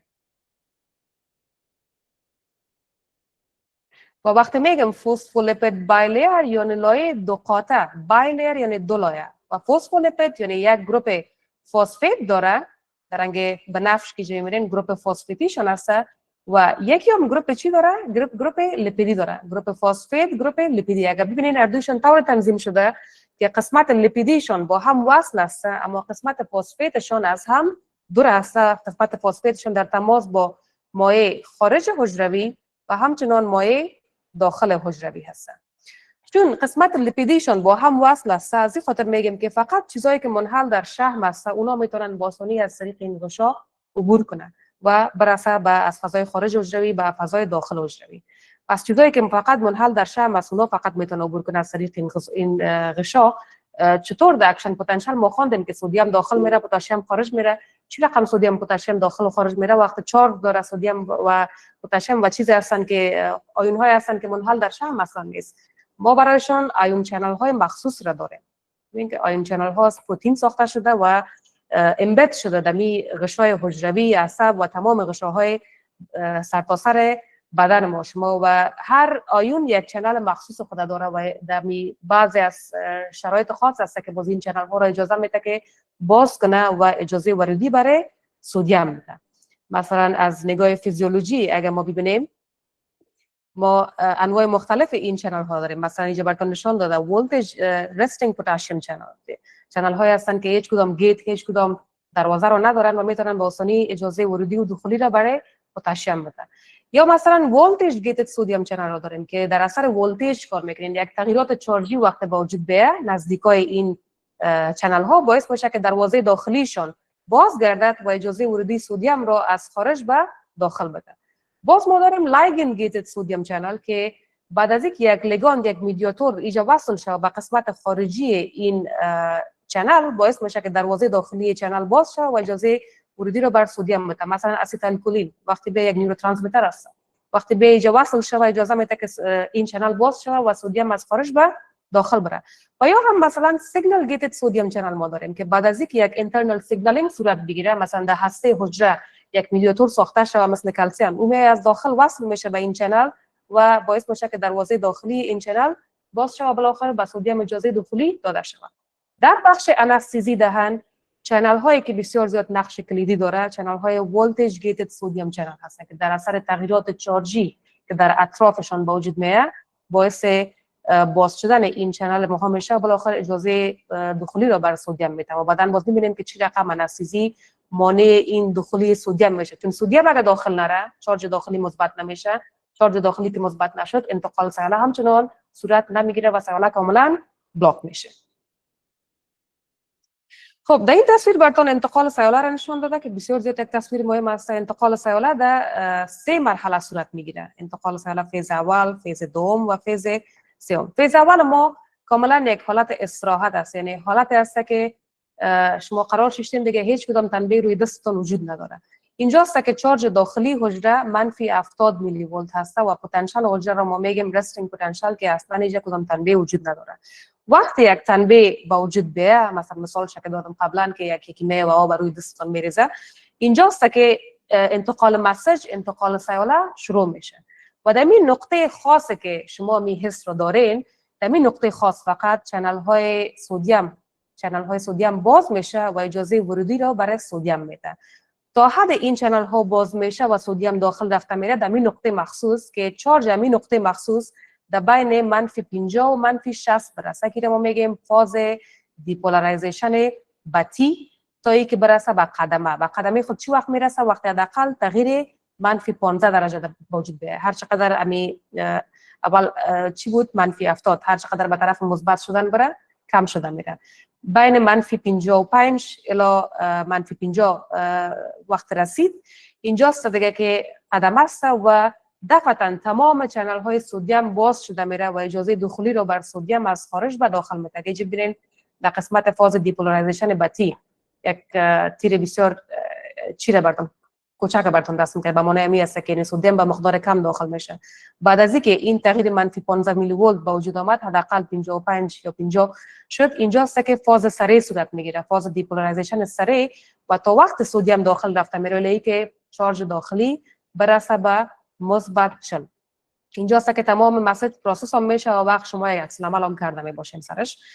باز وقت چارج داخلی مثبت شد سدیم نظر به خارج و داخل زیاد شد اینجاست که دوباره فیز ریپولارایزیشن باید شروع شود. در مرحله ریپولارایزیشن دوباره بعضی چنل های مخصوص فعال میشه که اجازه میده که مولکول های زیاد سدیم خارج شود و در مقابلش مقدار پتاسیم داخل شود که این پمپ همین چنل مخصوصی که کار میکنه ما برش میگیم سدیم پتاسیم ATP است. در مصرف یک ATP 3 آیون های سدیم را خارج میکنه در مقابلش 2 آیون های پتاسیم را داخل میکنه. ما میگیم آنقدر که حجره باخت در مقابلش کمتر داخل حجره آمد، به این دلیل حجره ما چارج منفی را دوباره گرفت. این رقم حجره ریپولارایز میشه و خود می ریپولارایز وقتی میگیم برای یگان تا بسیار گیج کننده است. خود می پولارایزیشن به معنی که امی غشای حجروی هر دو سمت دو نوع چارج داره، یک سمت چارج منفی داره، یک سمت چارج مثبت داره. در حالت رستینگ که دیپولارایز میباشه، وقتی دیپولارایزیشن وقتی دیپولارایزیشن صورت میگیره، یعنی وقتی هست که چارج ها تقریبا خارج و داخل یکسان میشه. خارج سودیم زیاد، اما وقتی دیپولارایز میشه این سودیم از خارج به داخل آمد، خارج هم چارج مثبت شد. و دوباره وقتی در صفحه ریپولارایزیشن داخل میره، از طریق سودیم پتاسیم ATPase که پمپ های مخصوصی هست که از مصرف یک ATP میتونه 3 آیون های سودیم را خارج کنه و در مقابلش 2 آیون های پتاسیم را داخل کنه. خاطر که باخت کمتر در مقابلش داخل آمد، از خاطر حجره ما چارج منفی را گرفت. این بود کل قصه دیپولارایزیشن و ریپولارایزیشن یا انتقال سیاله. حالا میایم سر مبحث انستزی که چی رقم مواد انستزی تان مانع این انتقال سیاله میشه و باعث میشه که یک فرد حسیت نداشته باشه بدون این که شما روی دهنش کار میکنید. mode of action of local anesthetic. mode of action یا عملکرد لوکال انستزی را میگیم که به شکل مستقیم بوده و توسط specific receptor theory کار میکنه، یعنی یک آخذه مخصوص را روی این چنل سودیم داره، یعنی که توسط کدام میدیاتور دیگه کار نمیکنه. مجبور و مکلف است که این انستزی از خارج به داخل حرکت کنه و از داخل به این آخذه مخصوصش که در قسمت داخلی چنل های سودیم وجود داره، چنل های ولتیج گیتد سودیم چنل، اینجا باید به وصل شوه و چنل را مکمل بلاک کنه تا سودیم دیگه نتونه داخل این حجره به جریان این که کدام تنبیه وجود داشته باشه. از این خاطر میگیم که the action of the drug is direct. عملکرد ادویه چی رقم است؟ مستقیم هست، دایرکت هست. اینجا باید داشته باشین جایی که LA هدفش است مخفف لوکال انستزی هست. پس اگه ما کدام جای LA گفتم بفهمین که هدفم است لوکال انستزی هست. بیایم اگه سر مراحلش گپ بزنیم که چی رقم انستزی تاثیرگذار می باشه. diffusion of local anesthetic molecules to intracellular fluid، از مایع خارج حجروی از طریق پروسه انتشار داخل فضای حجروی می. بعد از وقت آمد این مواد انستزی با آخذه های مخصوص خود که قسمت داخلی چنل های سودیم است اینجا وصل میشه. سودیم چنل کاملا بلاک میشه. سودیم چنل که بلاک شد، صفحه دیپولارایزیشن ما کاملا دپرس میشه.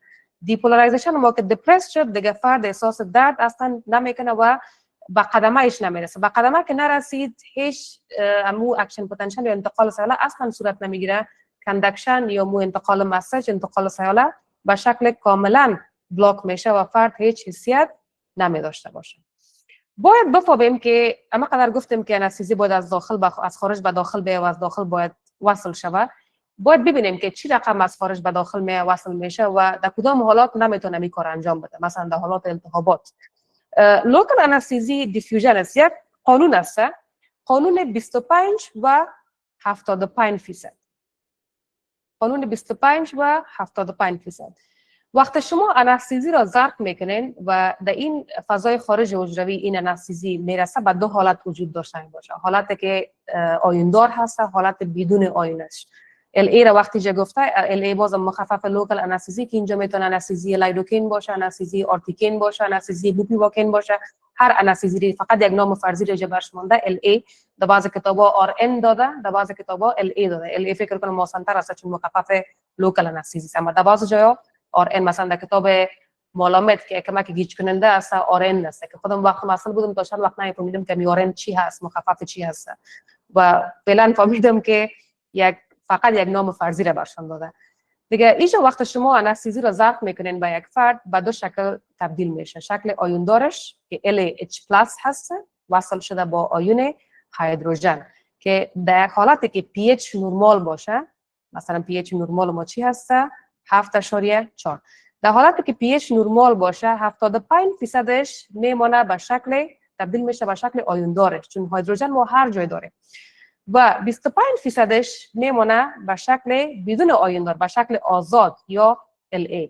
LA شکلی است که ما میگیم برش فری فرمش است، شکل آزاد و همچنان شکل اکتیوش است، یعنی شکلش است که فقط و فقط میبخشن شکل این اکتیوش هسته.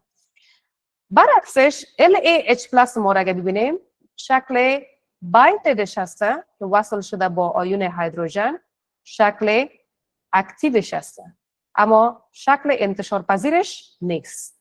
چی میگیم برش؟ impermeable هسته. و شکل LA میگیم که شکل پرمیبلش هسته. سعید چون ما خواندیم قبلا که غشای فسفولیپیدی هست و فقط چیزایی که منحل در شحم هست فقط اونا میتونه عبور کنه. چیزایی که چارج دار هست، آیون دار هست، اونا نمیتونه عبور کنه و LH+ ما یک شکل آیون دارش هست.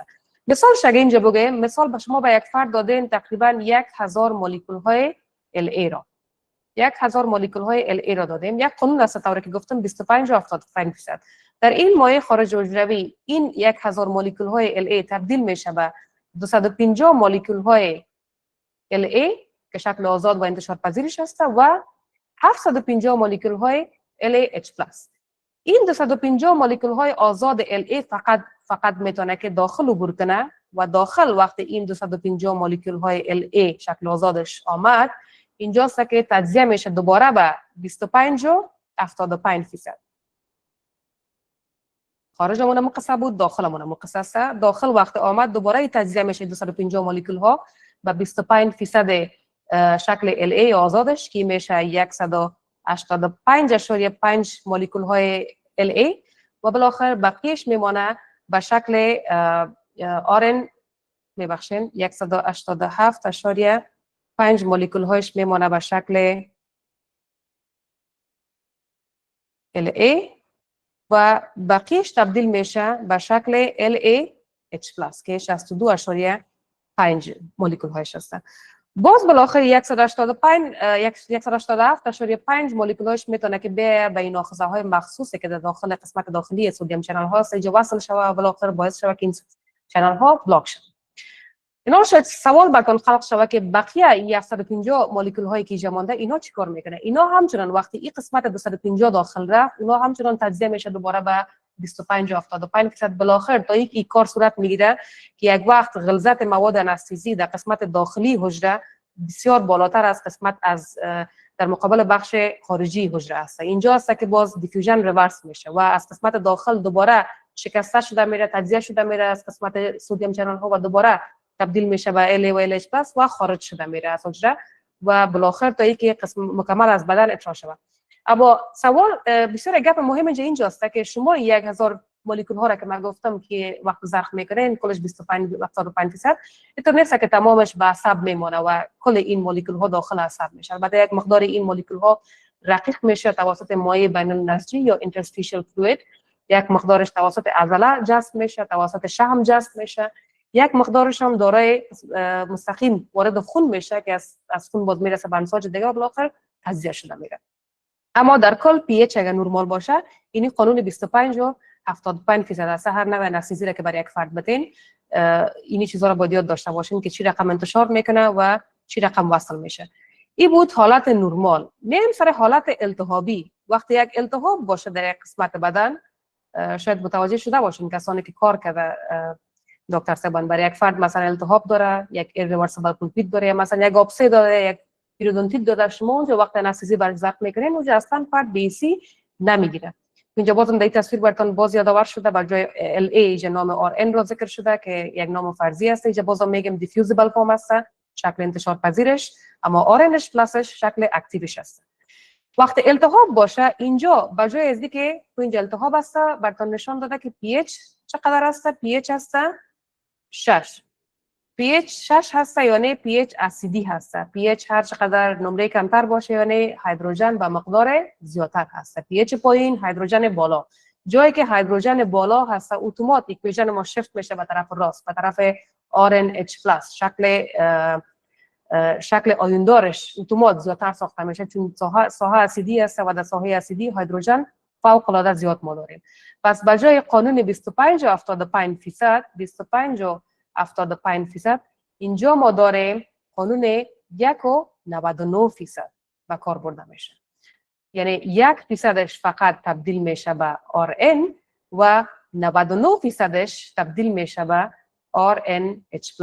طوری که اینجا میبینین RNH پلاس مثال همون 1000 مولکول ها را اگه ایجا بگیریم چون محیط اسیدی است و جای 250 مولکول هایش که باید تبدیل میشد به شکل آزاد انتشار پذیرش فقط 1% که میشه 10 مولکول هایش تبدیل شده به شکل RN یا آزادش و بقیه 990 مولکول هایش تبدیل شده به شکل فعال و انتشار ناپذیرش که RNH پلاس هست و بعدا امی 10 مولکول ها وقت داخل بره داخل چون التهاب وجود نداره التهاب خارج است قسمت داخلی عصب با ارتباط خارجی هستن ربط نداره داخل همون قانون 25 و 75% پیش میره داخل وقتی این 10 مولکول ها رسید تبدیل میشه به 2.5 مولکول های RN شکل انتشار پذیرش و 7.5 مولکول های RNH پلاس و بالاخره بازمی 7.5 RN است که RNH پلاس است که می با آخذه مخصوص خود وصل میشه یعنی چقدر یک تغییر کلان با وجود آمد در حالت نرمال که pH نرمال بود امی تعداد ما چقدر داشتیم 187.5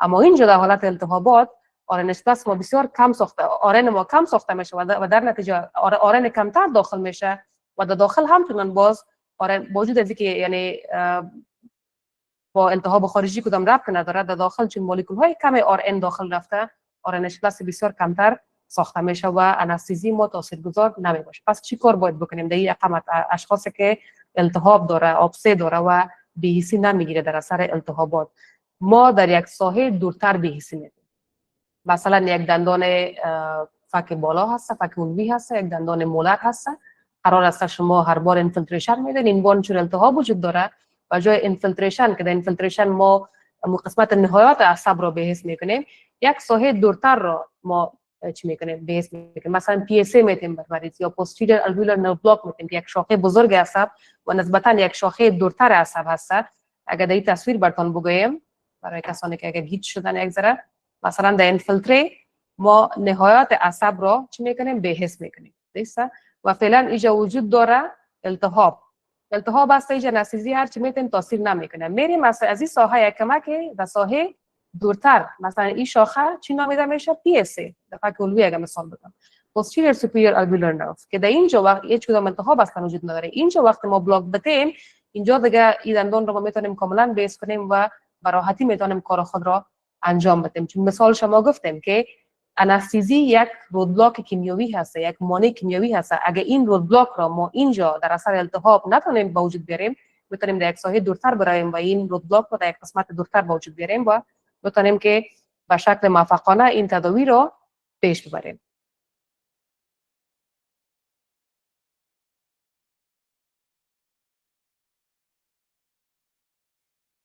خب اینجا باز هم تصویر تکراری اینجا اما بسیار یک تصویر مقبول براتون گفته که LA یا لوکال انستزی ما شما وقتی میتیم ما ضرب میکنیم برای یک فرد از فضای خارج حجروی اساس و حرکت میکنه به قسمت داخل حجروی اما اینطور نیست که فقط حجره است و مستقیم این حجره بدونید که در بین بندل ها وجود داره و این مواد انستزی باید از این بندل ها عبور کنه و یک شاخه بزرگ عصب اگه ببینیم توسط غشای اپینیوریوم پوشانیده شده غشای اپینیوریوم مکمل این بندل ها را پوشانیده هر یکی از این بندل های ما توسط غشای دیگه که پرینیوریوم نامیده میشه ساخته شده و بالاخره هر یکی از این فایبر یا قسمت اگزونی عصب ما شما توسط اندونیوریوم پوشانیده شده پس انستزی وقتی ما میدیم از هر سه این فضاها باید عبور کنه بالاخره به این فایبر عصبی برسه که باعث حسیت شود که باعث بی‌حسی شود وقتی انستزی ما میدیم میگن براتون که anesthetizes bundles then core bundles یعنی اول بندل های منتل بندل های محیطی فاسیکل های محیطی فاسیکل های خارجی بیس میشه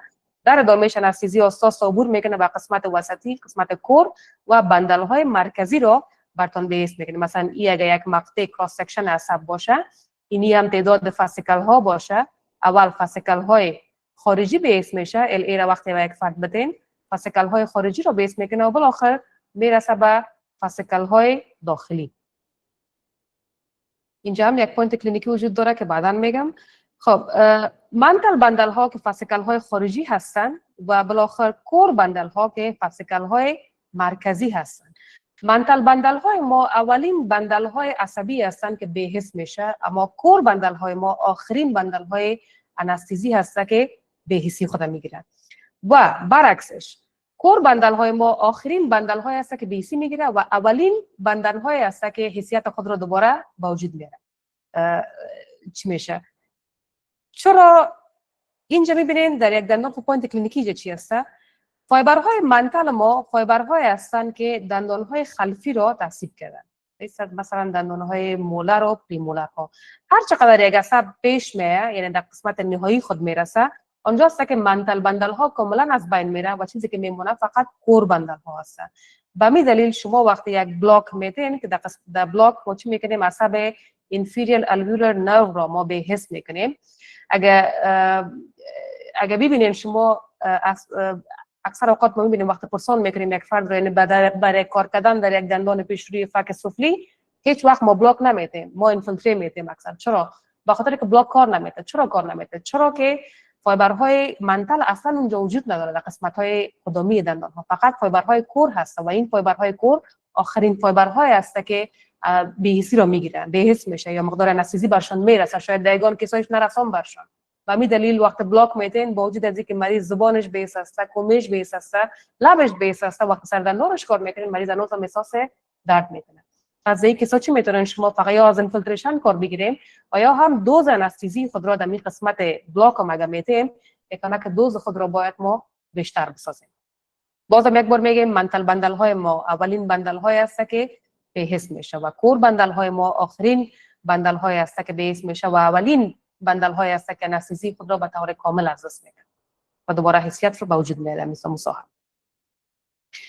خب میریم سر ساختار کیمیایی لوکال انستزی. اگر ببینیم تمام مواد انستزی ما شما امفیپاتیک هستن. وقتی میگم امفیپاتیک به معنای این که هم بخش لایپوفیلیک دارن که بخش لایپوفیلیکشون که بزرگتر است و هم بخش هیدروفیلیک یا منحل در آب دارن، اما چون کوچک است از اون خاطر به برابر هیچ شمرده میشه. بخش لایپوفیلیک که بخش بزرگش هست بنزین رینگ هست، لایپوفیلیک هست و بخش هیدروفیلیکش هست که یک کواترنری امین هست و این بخش هیدروفیلیک و لایپوفیلیک توسط باندهای اینترمدییت یا بین البینی وصل شده با هم که نظر به این باندهای یا چینهای اینترمدییت ما دو نوع انستزی داریم، انستزی های ایستر و انستزی های امید. انستزی های ایستر اولین انستزی بود که کشف شده بود چند سال پیش و هزاران سال پیش و اولین انستزی که کشف شده بود انستزی کوکین بود که یک انستزی ارگانیک هست و بعد از اون که دیدن که یگان مشکلات زیاد را به وجود می آورد چی کردن انستزی نو دیگر را کشف کردن که این انستزی ما سیفترین انستزی است، انستزی امید که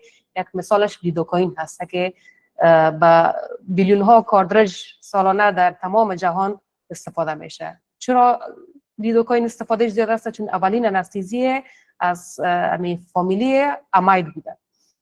ایجا براتون نامگذاری کرده انستزی های ایستر رو، مثلا بنزوکائین هست، کلوروپروکائین هست، کوکین هست، پروکین هست، پروپاراکین هست و تتراکین هست. می رقم انستزی امید ما شما چی هست؟ آرتیکین که مثال های زیاد چی شبه زیاد که استفاده میشه و انستزی لیدوکائین هست. اگه بخواین نامایش یاد بگیرین به این طریق میتونن حفظ کنین، سخت اگه باشه برای یگانگی. انستزی های ایستر ما شما یک آی داره و انستزی های امید ما شما دو آی داره، مثلا آرتیکین، بوپیواکین، دایبوکین، ایتیدوکین و مختلف.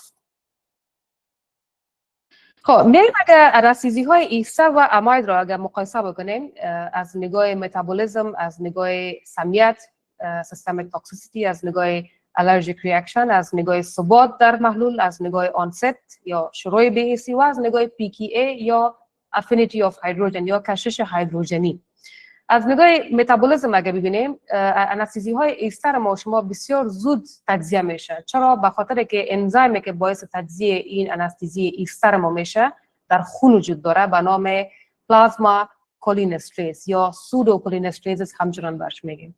این انزیم است که آماده شیشته در خون وقتی که این انستزی ایستر برای یک فرد شما تزریق بکنین این آماده تجزیه این انستزی هست. اما انستزی امید ما شما چی است؟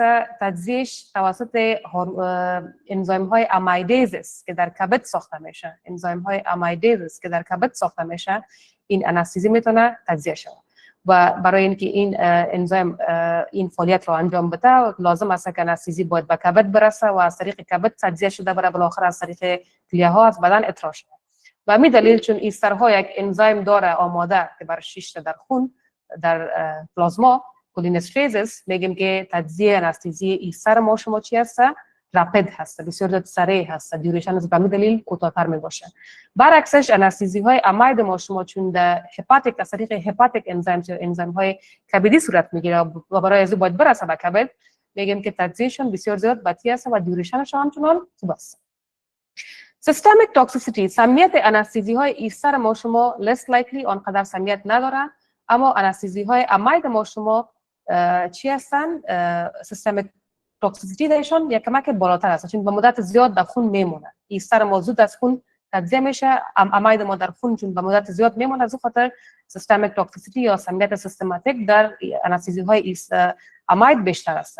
الرژیک ریاکشن ببینیم، عکس العمل الرژیک ببینیم در انستزی های ایستر ما بسیار زیاد امکان پذیر است از طریق یک دریوتیو یا یک کامپاوند، یک مرکب کیمیایی که ساخته میشه از تجزیهش به وجود میاد، چی میگیم برش پابا یا پارا امینو بنزوئیک اسید هست که بعد از اینکه ایستر تجزیه شود این کامپاوند، این مرکب به وجود میاد و بسیاری از اشخاص در مقابل این مرکب کیمیایی حساس هستند، الرژیک هستند.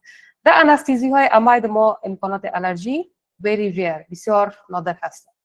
استابیلیتی یا ثبات اگر ببینیم در محلول، ثبات انستزی های ایستر ما شما میگیم که breaks down in impulse توسط حرارت یا حتی نور آفتاب بسیار زود باعث میشه که ثبات خود را از دست بدن و تجزیه شود در داخل امپول ها.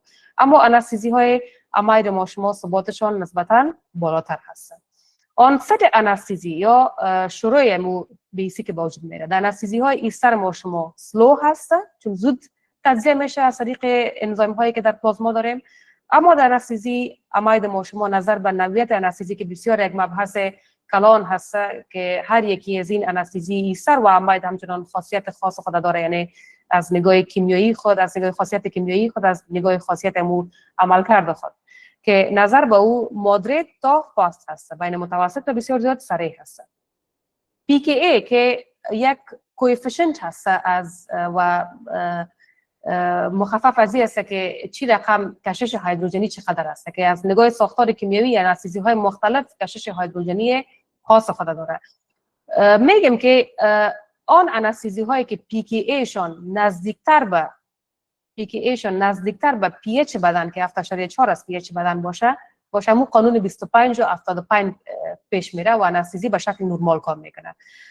در انستزی های ایستر ما شما این کشش هیدروژنی، این PKA کشش هیدروژنی وقتی زیاد باشه، گفتم مثلا بحث کردیم که RNH+ یا LH+ بیشتر ساخته میشه چون هیدروژن فوق العاده کشش زیاد داره، اتومات ایکویژن ما شفت میشه به طرف RN یا LH+.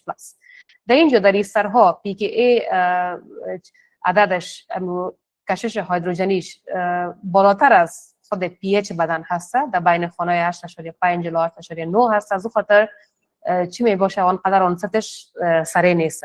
در انستزی اماید ما شما close to pH هست، نزدیک pH هست که pH 9.4 هست و این عدد برای PKA در انستزی های اماید ما بین 7.6 الی 8.1 می باشه، از اون خاطر آنستشان مودریت تو فاست هست. این بود کمپاریزن یا مقایسه انستزی های ایستر با اماید.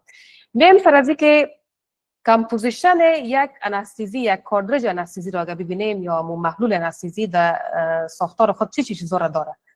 خود مواد لوکال انستزی هست که نمک های قلوی هستن و چیزی که بیسیک می باشه، چیزی که بیس می باشه، در اونا ثبات کمتر می باشه، امکانات اواپوریشن درشان بسیار زیاد می باشه. برای اینکه این اواپوریشن یا نمیفهم چی میگن داری اواپوریشن رو، برای اینکه چی نشه اواپوریشن رو چی میگن نداری؟ هستن امرویم؟ دکتر صاحب امروی تختن اما مایکای از اونا بسته است که دکتر صاحب بست انگلیس بلند کرده. همکاران اجازه بدید دکتر صاحب صحبت کنه. به نام احسان است که مایکش روشن کنیم که یک تنوع هم شود. دکتر صاحب هم کمی آب بنوشد. برای دکتر صاحب احسان است، مایکش روشن کنیم. به خاطر از اینکه تعداد اشتراک کننده دکتر صاحب زیاد هست که با مشکل مواجه نشیم، مایکای دیگران را خاموش میکنن همکاران. همیار تقریبا فکر کنم فهمیدن کلگی هدفتان تبخیر است، تبخیر و فروش. تبخیر دقیقاً. تبخیر هستن. چون بیسیک هستن، بیسز هستن، چیزی که بیس باشه در اونا امکانات تبخیر یا اواپوریشن بسیار زیاد بالا می باشه. برای از اینکه ثباتش از زیاد بسازیم، از اون خاطر درش اد میکنن HCl یا هیدروکلوریک اسید رو. اگر شما پشت امپول رو بخورین، مثلا در اگر انستزی لایدوکین یا لیدوکاین که میگیم، لیدوکاین تنوعی نوشته نشده، لایدوکین HCl نوشته شده، چرا که HCl وصل شده روش، HCl رو درش اضافه کردن و به می دلیل اضافه کرده که ثبات انستزی رو بالا ببره. ویزو کنسترکتر داره. اگر انستزی های با که این ویزو کنسترکتر دان یا ماده است که باعث تقبض وایی میشه، میتونه اپینفرین باشه، میتونه نور اپینفرین باشه. همچنان نگه دارنده داره که ثباتش بازم بالا میبره، که مواد کیمیایی سدیم متابایسلفاید هست، فنجیساید هست، خاصیت ضد فنگسی رو در داخل خود امپول با وجود میاره. مثلا در ساعات مرطوب اگر گذاشته شود یا خودش چون مرطوب است، اما در بعض ساعات که تمپرچر بسیار بالا باشه، اونجا محافظت از کنه، از میکروب ها، از چی کنه، از فنگس کنه، که این مواد ضد فنگسی تون تایمول بوده. و همچنان یک ویهیکل یا یک کاریر سولوشن که بتونه که یک نورمال سلاین باشه. دیگه این چند اجزا را یک کاردرج لوکال انستزی تون داره، 6 اجزا.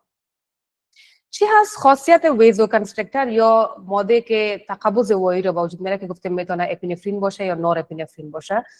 چی میکنه؟ جریان خون رو در ساحه کم میکنه. یک گپی که نگفتم موی است که خود مواد انستزی همچنان خاصیت این رو داره که تا یک حد یک ویزو دایلیشن رو با وجود بیاره، یک توسع وایی رو با وجود بیاره. و برای از اینکه این تقبض، این یعنی عکس العملش خود انستزی اما تاثیرات ویزو دایلیشن ما منفی شود، برای از این ویزو کنسترکتر هم رویش عموما اضافه میشه که این ویزو کنسترکتر خودش همچنان باعث تقبض وایی میشه و مو تاثیرات خود انستزی که باعث توسع وایی شده او را همچنان کم میکنه. در ساحه lowers anesthetic blood levels، وقتی تقبض وایی با وجود آمد در اثر همین ماده ویزو کنسترکتر، مقدار انستزی کمتر در خون جذب میشه. کمتر که در خون جذب شد، مقدار زیادش به عصب میمونه و عملکردش دیگه قوی میشه. decrease the risk of toxicity، وقتی کمتر در خون رفت، از طریق خون به انساج دیگه همچنان کمتر میرسه و وقتی به انساج دیگر کمتر رسید، امکانات سمیت، امکانات توکسیسیتی همچنان کم میشه.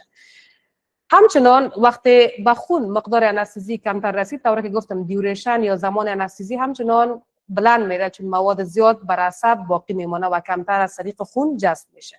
decreases bleeding، خصوصا اگر کدام جراحی مثلا داشته باشین، کدام جراحی اگر چی باشه، در اونجا بسیار مهم است که باید شما از انستزی اپینفرین دار بدین تا امو بلیدینگ رو همچنان در ساحه براتون کم کنه. این 5 تاثیرات ویزو کنسترکترها و اهمیتشون بوده که چی کارایی را براتون میکنه در داخل یک انستزی جوف دهد. خب اینجا یگان انستزی ها را براتون مثالایش داده، مثلا لیدوکاین HCl، میپیواکین، فایلوکین و آرتیکین. اینجا فقط ما فوکس ما لیدوکاین میباشه که انستزی است که فکر کنم در سرتاسر افغانستان می لیدوکاین استفاده میشه، بقیه استفاده نمیکنن. اینجا در دبی البته آرتیکین همچنان یک کمک مروج هست و اکثر کلینیک‌ها از آرتیکین استفاده میکنه، اما لیدوکاین هم داریم. لیدوکاین اینجا براتون نشان داده که لیدوکاین 2% بدون کدام ویزو کنسترکتر اگر باشه، برای انفیلتریشن 5 الی 10 دقیقه کار میکنه و برای نرو بلاک 10 الی 20 دقیقه میتونه کار کنه. اما امی لیدوکاین HCl با اپینفرین 1/50,000 اگر باشه، برای انفیلتریشن 60 دقیقه کار میکنه و برای نرو بلاک 60 دقیقه و بیشتر از 60 دقیقه میتونه کار کنه. چرا؟ به خاطر که ویزو کنسترکتر داره و این ویزو کنسترکشن باعث میشه که انستزی کمتر در خون بره و زیادتر به عصب بمانه و در نتیجه دوام انستزی را همچنان بیشتر بسازه. هر چقدر رقیق سازی بیشتر صورت بگیره، همان قدر دیوریشن انستزی همچنان میتونه سرش تاثیرگذار باشه. ما میگیم که در جراحی ها بهتر است که ما از اپینفرین 1/50,000 یا حتی 1/80,000 و 100,000 هم استفاده کنیم، اما برای کارهای دیگه مثل انفیلتریشن و نرو بلاک 1/200,000 همچنان کفایت میکنه و تاثیرات بی‌سی به حد کافی رو میتونه براتون به وجود بیاره.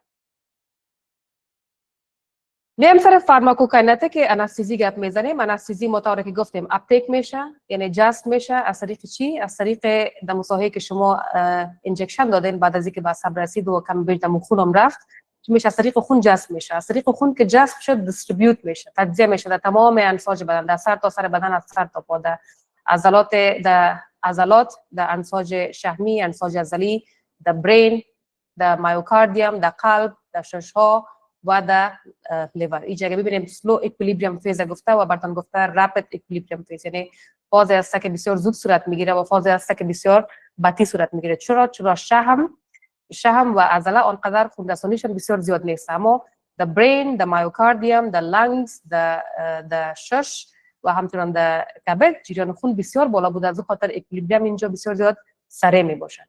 بعد از اینکه به تمام این انساج رسید، اگر انستزیتون از نوع ایستر باشه یا از نوع اماید باشه، از طریق کلیه ها چی میشه؟ الیمینیت میشه. پس اینجا میبینیم که انستزی از طریق جریان خون وارد تمام بدن میتونه بوده. بسیار مهم است که اینجا ما دوز متوجه باشیم. دوزتان اگر خدای نخواسته یک اووردوز به وجود بیاید، به انساج حیاتی همینجوری اینجا میرسه، مثل برین و مثل مایوکاردیوم و چی برین باشه چی مایوکاردیوم باشه، هر دویشان اکسایتبل ممبرینز داره، یعنی دارای غشاهای تحریک پذیر است. برین اگر ببینیم برین کلش اعصاب است. مایوکاردیوم اگر بگیم در اوج همچنان ما خواندیم در فیزیولوژی شاید خوانده باشید، مثلا اس نود، ای وی نود، بندل اف هیز، پرکنج فایبر، تمام این انساج چی هست؟ انساج های تحریک پذیر هست، یعنی برقی هستن و تمام این انساج های تحریک پذیر انستزی میتونه رویش تاثیرگذار باشه. پس بسیار مهم است که شما دوز اعظمی را متوجه باشیم و بفهمیم با یک فرد که چی رقم دوز انستزی را ما میتونیم تعیین کنیم. ماکسیمم ریکامندد دوز میگیم برش. ماکسیمم ریکامندد دوز عبارت از دوز اعظمی است که یک سیفتی لیمیت هست، یک دوز است که ما بدون کدام خطر محافظانه میتونیم برای یک مریض در بسیاری از مریضا صرف کنیم. اینجا که متوجه باشین، براتون نگفته که all of the patients، گفته که majority of the patients، در بسیاری از مریضان. چرا نگفته که all of the patients؟ به خاطر که بعضی اوقات یک اووردوز ریاکشن با وجود میاد که اصلا ربط به اووردوز نداشته، یعنی یک مشکل دیگه کاملا فرد داشته که این اووردوز رو با وجود آورده. مثلا فرد هست که مشکل در کبدش هست، نمیتونه که این انستزی رو تجزیه بکنه، یا مثلا مشکل در کلیهش هست، کلیهش فیل شده، یعنی نمیتونه که این ادویه رو درست از طریق کلیه ها ادرار کنه. یا مثلا اگر انستزی ایستر باشه، مشکل در انزایم هست که نمیتونه انستزی رو تجزیه بکنه. یا مثلا در ساحه‌ای که شما انستزی میتین جریان خون آنقدر زیاد بوده که اتومات انستزی رو وقت دادین و از ماکسیمم ریکامندد دوز کمتر هم اگه داده باشین، بسیار زود جذب شده و یک اووردوز ریاکشن رو به وجود آورده. پس نمیگیم که in all of the patients، میگیم در majority of the patients. calculated as milligram per kilogram یا میلیگرام پر پاوند body weight، یا میلیگرام فی کیلوگرم وزن بدن یا میلیگرام فی پاوند وزن بدن چی میشه؟ محاسبه میشه. مثلا انستزی رو اینجا که من مثال میگیرم امروز براتون، انستزی لیدوکاین هست، لیدوکاین هست. لیدوکاین را ببینیم اگر پلین برای یک شخص بدیم، از پلین هدفش بدون اپینفرین هست، با میلیگرام اگر ببینیم 2 میلیگرام فی پاوند وزن بدن هست، با میلیگرام پاوند. اگر با میلیگرام و کیلوگرام ببینیم 4.4 میلیگرام فی کیلوگرام وزن بدن هست. همین رقم لیدوکاین با اپینفرین اگر ببینیم به حساب پاوند وزن بدن اگر ببینیم 3.3 میلیگرام فی پاوند وزن بدن هست و به حساب کیلوگرام اگر ببینیم 7 میلیگرام فی کیلوگرام وزن بدن هست. این شد دوزی که از طریق بعضی سازمان ها تعیین شده براتون و گفته شده که اینقدر دوز شما فی کیلوگرم وزن بدن یا فی پاوند وزن بدن محافظانه بتین برای یک شخص. اما ما وقتی انستزی برای یک فرد میدیم، ما به حساب میلیگرام کیلوگرم نمیدیم، ما به حساب کاردرج میدیم یا به حساب انستزی که به شکل بوتلکی پیشنهاد میده که در شفاخانه استفاده میشه در افغانستان، که به حساب سی سی رو میگیرن ضرب میکنن. پس چی رقم بفهمیم که از نگاه کاردرج یک فرد چقدر نیاز داره به گرفتن مواد انستزی، چند کاردرج یا چند سی سی باید برش داده شود، این را ما اینجا میبینیم. ما به حساب وزن اگر صحبت بکنیم، به حساب وزن اگر بگیم میفهمیم که 1 کیلوگرم مساوی به 1 لیتر هست. اینجا فقط بسیار ساده از نگاه وزن فقط صحبت میکنیم. وزن 1 کیلوگرم یک چیزی که دارای حجم سالد باشه و یک چیزی که 1 لیتر آب باشه. مثلا وزن از نگاه وزن هر دویش یک برابر هست. امین ما میتونم بگویم که 1000 گرم مساوی به 1000 میلی لیتر هست. یعنی یک چیز شد در 1 لیتر ما دارم 1000 میلی لیتر و در 1 کیلوگرم ما دارم 1000 گرم. یا حتی میتونم بگویم که 1 گرم مساوی به 1 میلی لیتر هست. یک گرم از زیر گرفتم، 1 میلی لیتر از زیر گرفتم که کلش 1 گپ است. تمام قبول دارین همگیتون. یا میتونم بگم که 1000 میلی گرم مساوی به 1 میلی لیتر است. که هم تو باید قبول داشته باشین، چون در 1 گرم ما 1000 میلی گرم داریم. پس وقتی میگم انستزی لیدوکائین 2%، وقتی میگم لیدوکائین 2%، یعنی چی؟ یعنی 2% این 1000 میشه 20، یعنی 20 میلی گرم فی ml وجود داره. در یک انستزی 20 میلی گرم فی ml وجود داره. اما به حساب کاردرج اگر بگیم چی؟ و در کاردرج ما، در یک کاردرج ما دارم 1.8 ml سولوشن. پس وقت در 1 ml ما 20 میلی گرم ادویه بود، 20 میلی گرم مواد انستزی در یک لیدوکائین کاردرج لیدوکائین 2% بود، در یک سی سی 2% بود. در یک کاردرجی که 1.8 ml باشه چند میلی گرم ادویه ما دارم و میگیرم 1.8 را ضرب میکنم 20، این میشه 36 میلی گرم فی کاردرج. در یک کاردرج لیدوکائین 2% ما دارم 36 میلی گرم ادویه. همین رقم اگر لیدوکائین 4% مثلا استفاده کنه، لیدوکائین 4% اگر استفاده کنه، لیدوکائین 4% میشه 4% این 1000 چقدر میشه؟ 40 میلی گرم. 40 میلی گرم فی ml.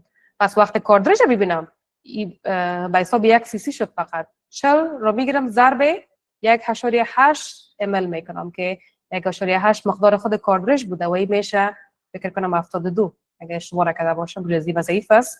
72 میلی گرم فی کاردرج. قدرم ضعیف نیست. خب دیگه این شد فهمیدیم ما که چقدر انستزی به حساب سی سی ما داریم و چقدر انستزی به حساب کاردرج 1.8 ml ما داریم. بیم به نگاه از این اگر به این چیز نگاه کنیم که برای یک فرد که مثالش وزنش 70 باشه، اگر یک فرد وزنش 70 کیلوگرم باشه و به این فرد قرار است که شما یک دندان انسایزر فک بالایش چی کنین، تریت بکنین، RCT بکنین یا بکشین، تصمیم میگیرین که برای این فرد شما بتین لیدوکائین 2%، یک کاردرج لیدوکائین 2%. چی رقم تصمیم میگیرین که چقدر لیدوکائین شما اجازه دارین به یک شخص به شکل محافظانه بدین؟ ما میگیریم این 70 را ضرب چند میکنیم؟ ما در اسلاید قلبی ما خواندیم که لیدوکائین ما در اسلاید قلبی اگر یادتان باشه ما اینجا دیدیم که لیدوکائین که با اپینفرین، یادتان باشه که با اپینفرین ما وقت ما میتیم مقدار نرمال ما چقدر است؟ 7 میلی گرم فی کیلوگرم وزن بدن. پس جمعیم این 70 را ما ضرب میکنیم ضرب 7 که 70 را وقت ضرب 7 کنین شما چقدر میشه؟ 70 را وقت ضرب 7 کنیم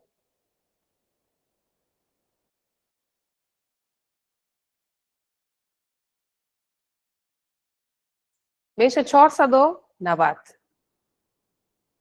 490 رو ما میگیریم، چون اگر تصمیم بگیریم که به حساب کاردرج ما چی کنیم محاسبه کنیم، بگیریم تقسیم 36 میکنیم، چون در یک کاردرج 2% لیدوکائین ما شما چقدر بوده؟ 36 میلی گرم بوده. اگر قرار باشه که به حساب سی سی حساب کنیم، محاسبه کنیم، به جای 36 تقسیم 20 میکنیم. وقت 490 را تقسیم 36 کردیم، اینجا جوابی که ما به دست آوردیم 13.6 کاردرج هست. یعنی در یک کاردرج لوکال انستزی، در یک جلسه لوکال انستزی مریض ما 13.6 کاردرج را اجازه داریم که بسیار زیاد هسته و تصور این 13 کاردرج هم برای یک دندان قدامی فک بالا بسیار دشوار است که گپ ما با این 13.6 کاردرج برسد. یعنی بسیاری اوقات از یک کاردرج از نیم کاردرج هم پیش نمیره. پس این ماکسیمم ریکامندد دوز با وجود از اینکه یک دوز است که شما محافظانه میتونین برای یک شخص بدین، در یک فرد کاهل آنقدر کاربرد نداره. در کی زیاد کاربرد داره؟ در اطفال. مثلا یک طفل بجای این فرد که 70 کیلوگرم وزن بدن داشت، یک طفل پیشتان میاد که وزنش مثالش 9 کیلوگرم هست و ما گفتیم که انستیزی اووردوز ریاکشن ما فقط سر از این نیست که ماکسیمم ریکامندد دوز چی رقم است، بستگی به فاکتورهای زیاد دیگه داره. مثلا جریان خون هموسا که در قسمت راس بدن، در قسمت سر، جوف دهن جریان خون فوق العاده زیاد است. دیگه دوزتون از ماکسیمم ریکامندد دوز اگه کمتر هم باشه بازم امکانات اووردوز ریاکشن وجود داره. از اون خاطر تا که میتونیم دوزتون رو مینیمم نگاه میکنین، بالخصوص در اطفال.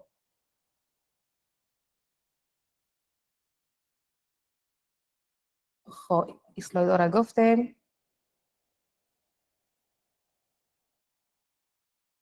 خب کدام فاکتورهای هست که تاثیرگذار هست روی دیوریشن یا دوام لوکال انستیزی؟ اسلاید آخر است البته. individuals response to the drug.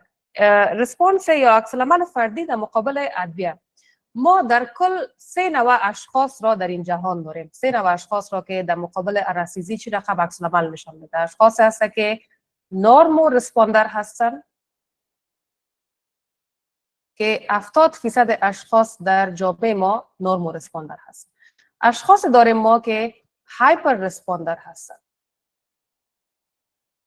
15% اشخاص در کل در سرتاسر جهان ما هایپر رسپاندر داریم که در مقابل انستیزی بسیار کمتر هم بسیار زود عکس‌العمل نشان میده و بسیار زود بی‌سی میگیره و اشخاص هستن که بسیار از دکترها خوششون میاد چون بسیار زود یعنی اونقدر مقدار زیاد انستیزی هم نیاز نداره و تا ساعت‌ها یعنی همون ساحه را که میخواین کار کنین به حس میباشن. و بالاخره اشخاص داریم که هایپر رسپاندر هستن که اصلا خاطر خوب ازش دکتر دندان نداره. 15% این اشخاص ما هایپر رسپاندر هستن که با یک علت نامعلوم ما این 3 نوع اشخاص رو این 3 نوع اشخاص در سرتاسر جهان دسته‌بندی شده به نورمو، هایپر و هایپو و با یک علت نامعلوم. چی علت است هیچ معلوم نیست. فقط این 3 نوع اشخاص ما داریم که بسیاری از اینا نورمو رسپاندر هستن که مثالش اگه بگم یک اینفیلتریشن امکان داره به 60 دقیقه دایشان کار کنه. نیست به شکل نرمال.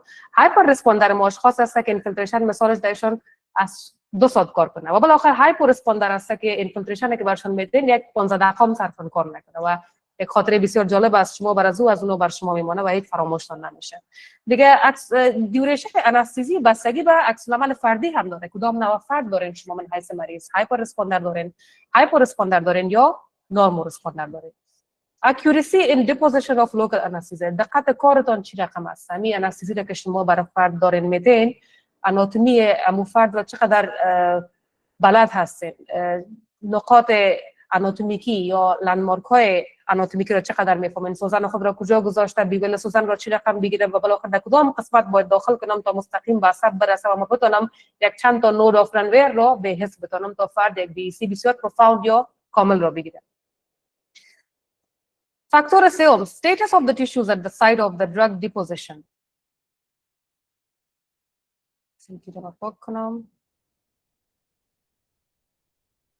حالت انساج در ساحه‌ای که قرار است شما بی‌سی را بر یک فرد بتونید از نگاه واسکولاریتی جریان خون چقدر است و از نگاه پی اچ که در باره پی اچ واسکولاریتی هر دویش ما صحبت کردیم. پی اچ اگر بسیار زیاد باشه، پی اچ اگر پایین باشه، محیط اگر اسیدی باشه، دوام انستیزی دیوریشن ما کمتر می باشه. می رقم واسکولاریتی ساحه اگر زیاد باشه، جریان خون اگر زیاد باشه، همان قدر انستیزی زودتر از طریق اوعیه ها جذب میشه و مقدار بسیار کم به عصب میمونه و دوام انستیزی ما چی میشه؟ پایین میه.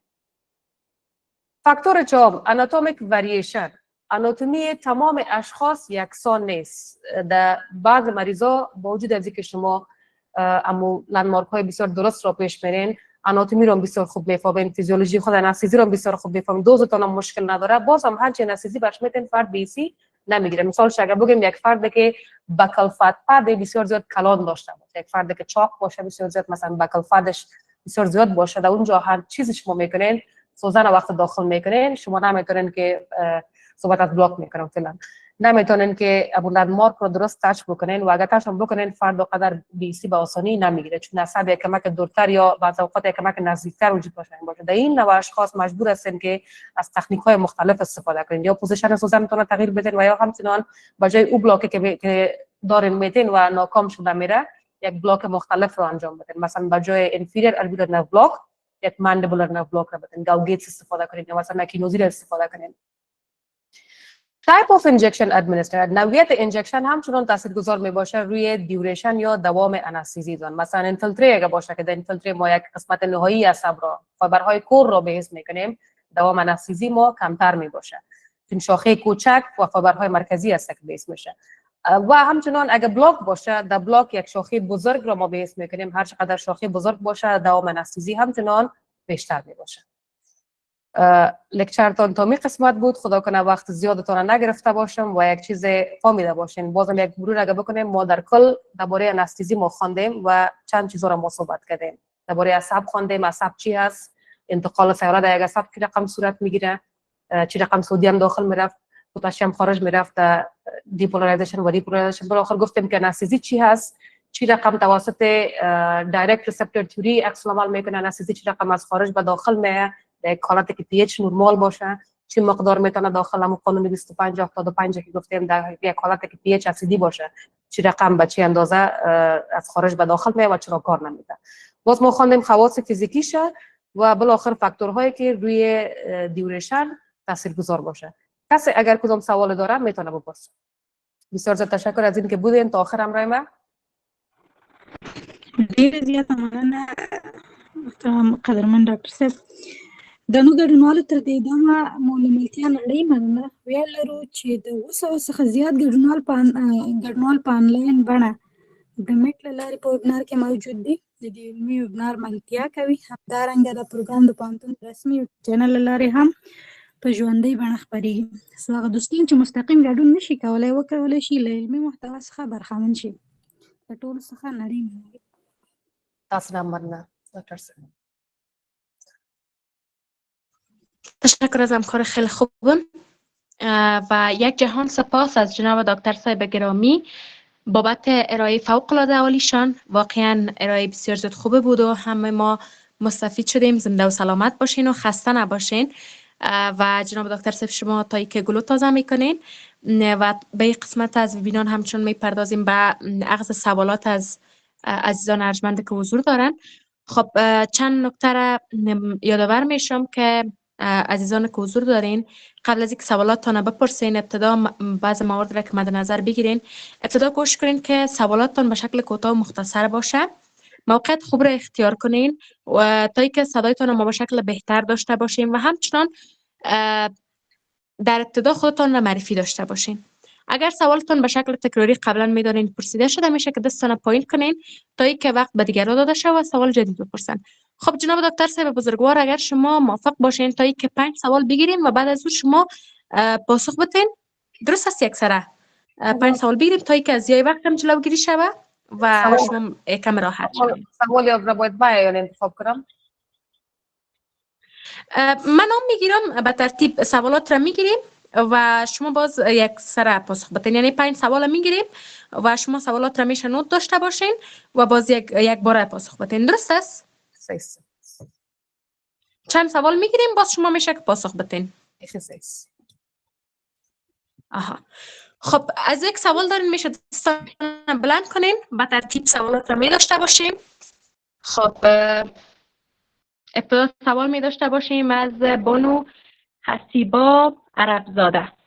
بانو عربزاده عزیز بفرمایید سوالتان را، اما قبل از او خودتان را معرفی داشته باشیم. عرض سلام و احترام خدمت جناب رئیس بزرگوار، کادر اداری دانشگاه آنلاین زن و شما دکتر صاحب عزیز، همچنان تمام محصلین بزرگواری که در این ویبینار خیلی ارزشمند سهیم هستند. بنده حسیبا عربزاده هستم، محصل سمستر ششم طب معالجوی دانشگاه و یک سوال از حضور دکتر صاحب داشتم، این که چی دلیل هست که انستزی لوکال به اصطلاح به دندان گاهن سر اشخاص نورمال تاثیر نمیگذاره؟ مثلا میخوام بر شما یک مثال خیلی کوتاه بزنم. چند وقت پیش دکتر دندان مراجعه کردم و دندان من نیاز به کشیدن داشت جناب دکتر صاحب، ولی هیچ نوع انستزی سر من تاثیر نمیکرد، در حالی که من هیچ مشکل ایمنی. صدای مرد دارین؟ بله صدای شما را داریم، بفرمایید. جناب دکتر صاحب فکر کنم مایک شما است. ما خارج شده بودم از برنامه دیگه. اگر می سوالتون پس از سر شروع کنیم ببخشید. بفرمایید سوالتان دوباره بپرسید. درست است. گفتم چی دلیل هست که اشخاصی که به اصطلاح هیچ سیستم ایمنیشان مشکل نداره، انستزی باز هم سرشان تاثیر نمیگذاره در قسمتی که دندان خودم میکشن. مثلا من خودم چند وقت پیش دکتر دندان مراجعه کردم، در حالی که من هیچ مشکل ایمنی هم ندارم و نداشتم، هیچ انستزی سر من تاثیر نمیکرد و همین رقم طبیعی دکتر سب دندان مرا کشیدن. میخواستم همین را بپرسم. تشکر از حضور شما، از رئیس صاحب محترم و کادر اداری دانشگاه. بخیر و سلامت باشید. ممنون شما. خب میریم طرف سوال بعدی. خب سوال بعدی رو می داشته باشیم از بانو سعیده سعیدی. بفرمایید بانو سعیدی، از ابتدا خودتان را معرفی کنین، از کدام دانشکده و بعدش هم سوالتان را می داشته باشیم. در قدم نخست سلام احترامات خدمت دکتر صاحب عزیز و جناب رئیس صاحب و کادر دانشگاه آنلاین زن. اولا اینکه از استاد عزیز بابت وبینار خیلی عالیشون، بابت جلسه خیلی عالی که بر ما گذاشتن ممنون. و سوال من این بود که نمیفهم که جناب دکتر صاحب هستن و یا دوباره فکر کنم اساس مشکلات افتادن، اما اصلا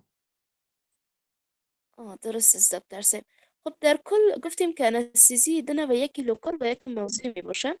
سوال من این بود که در کل، اگر در کل بخوایم اسامیشون بگوییم، چند نوع انستزی لوکال و موضوعی در جوف دهن وجود داره و به طور مشخص وقتی که اینا در جوف دهن در نقاط مختلف و در نقاط مشخصشان تزریق میشن، هر کدام اینا نظر به نقطه کدام دندانهای فک علوی و سفلی را بلاک میکنن. تشکر از شما.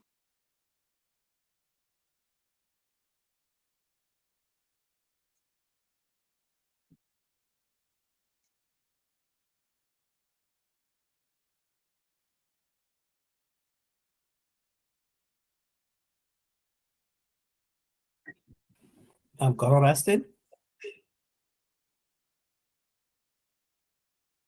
بله هستیم. هستیم. میریم با مسئله بعدی. بانو زهرا نظری، بفرمایید. سلام، شب همگی بخیر. میتون خوب سرمایه باشین. زهرا نظری، محصل سمستر سیوم ادبیات فارسی داریم. و یک سلام خدمت جناب دکتر صاحب، امید خوب باشین. سوال ما در قسمت اختلاطات انستزی بود. مثلا زمانی که در قسمت مثلا دندانهای خلفی یا فک بالا رو مد نظر بگیریم، زمانی که انستزی میتیم مثلا یک اختلاط میکنه، اینمی هماتوم تشکیل میشه. هماتوم اکثر اعراض علائمش دقیقا شبیه آیریزور پولپایت است و در این حالت وقتی که اینمی هماتوم خوب شوه علائمش از بین میره، یا هم در اون زمان دوباره باید مثلا انستزی داده شود دندان آرسیتی شود. صدایتان بسیار قطع و وصل بود دکتر صاحب، بسیار زیاد قطع و وصل شد صدایتان. فعلا درست دارین صدای من؟ خودتان هم دکتر صاحب زیاد فرار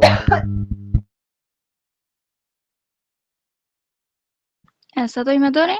همکاران عزیز، مایک کسی که بدون اجازه مایکش فیلت میکنه باز میکنه اخراج کنین لطفا. همکاران تکنیکی، مهمانان عزیز که بیرون از دانشگاه با ما وصل شین، لطفا قانون و مقررات دانشگاه را مد نظر داشته باشین تا که براتون اجازه صحبت کردن سوال کردن میشه مایک روشن نکنین. اجازه بدین که ما سوالا را همکاران به شکل درست بگیره، اخلال نکنین لطفا. همکاران تکنیکی مواظب باشین. بانو زهرا نظری دوباره سوالتون را تکرار کنین که دکتر صاحب سوال شما رو نوت بگیره.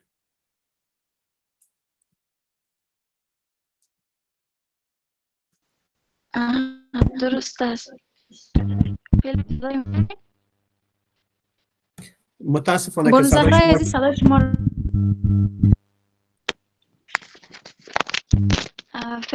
متاسفانه صدای شما را درست نداریم. میشه موقعیت درست را اختیار کنیم تا یک صدای شما را درست داشته باشیم.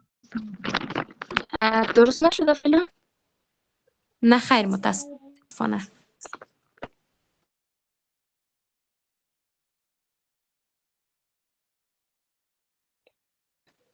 بسیار مباشر. فعلا درست شده؟ بله، حالا میشه سوالتان داشته باشین. آها. درست است. بخاطر از ببخشید سوال ما در قسمت اختلاطات انستیزی بود. مثلا زمان که انستیزی میدیم هماتوم تشکیل میشه. اکثر ابراز علائم هماتوم شبیه آیریزور پروپایت است. وقتی که هماتوم درست شود آیا ابراز علائمش از بین میره یا همون زمان دوباره باید انستیزی داده شود و دندان آشستی شود؟ تشکر. ممنون شما. خب میریم طرف سوال بعدی. بانو سعیده، اگر صدای ما را حالا دارین میشه که سوالتان را داشته باشین.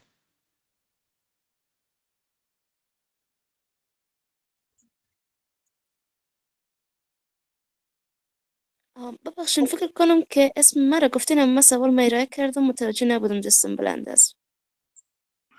آها، خواهش میکنم. خب از یک سوال میپرسین میشه دستان پایین کنین به که وقت به دیگران همچنان برسه. خب یک سوال همچنان میگیریم از مهمانان ویبینار ما. میشه که ابتدا خودتان را معرفی داشته باشین و سوالتان را همچنان بپرسین و خواهشاً سوالتان مرتبط با موضوع ویبینار باشه. آقای شاداب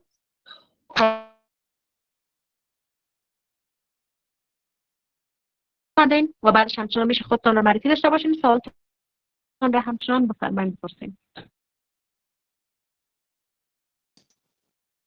سلام علیکم جناب استاد، امید که خوب و صحتمند و سرحال باشین. اسم شاداب قیومی هستم، محصل پانتون تی بی کابل، سمستر نهم هستم. سوال می بود در مورد انستزی پلاتال یا درد بی سی پلاتال که یک مقدار درد زیاد می داشته باشه مریض.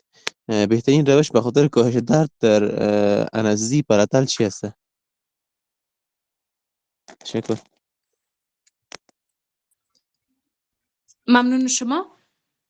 خب یک سوال دیگه همچنان به عنوان آخرین سوال می داشته باشیم و بعدش همچنان میریم به طرف پاسخهای جناب دکتر صاحب و بعد از اون همچنان برمیگردیم به سوالات دیگر. بانو افسانه محمدی، بفرمایید سوالتان را. ابتدا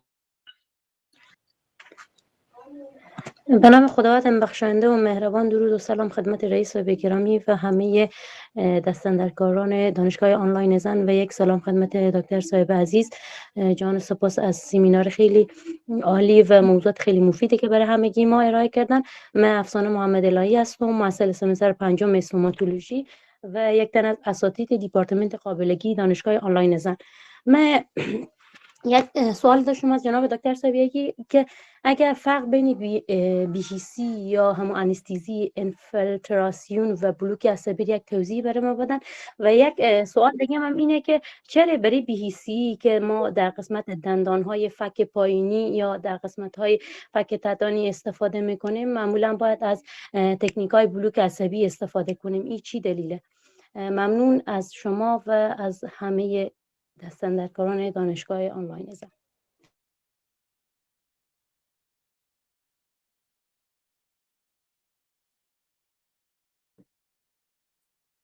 دیگه سوال رو نمیگیریم؟ اینم خبر؟ بله دکتر صاحب گرامی بفرمایید با بحث خودشون. همین 5 سوال شده، امیر جواب میتیم. سوال اول که کردن که چرا انستیزی در وقتی که پیش دکتر رفتم دندان میکشیدم که نامو رو من نوشته نکردم، ببخشید بسیار زیاد، چرا انستیزی سرم کار نمیداد و دکتر در حالت درد دندان برام کشید.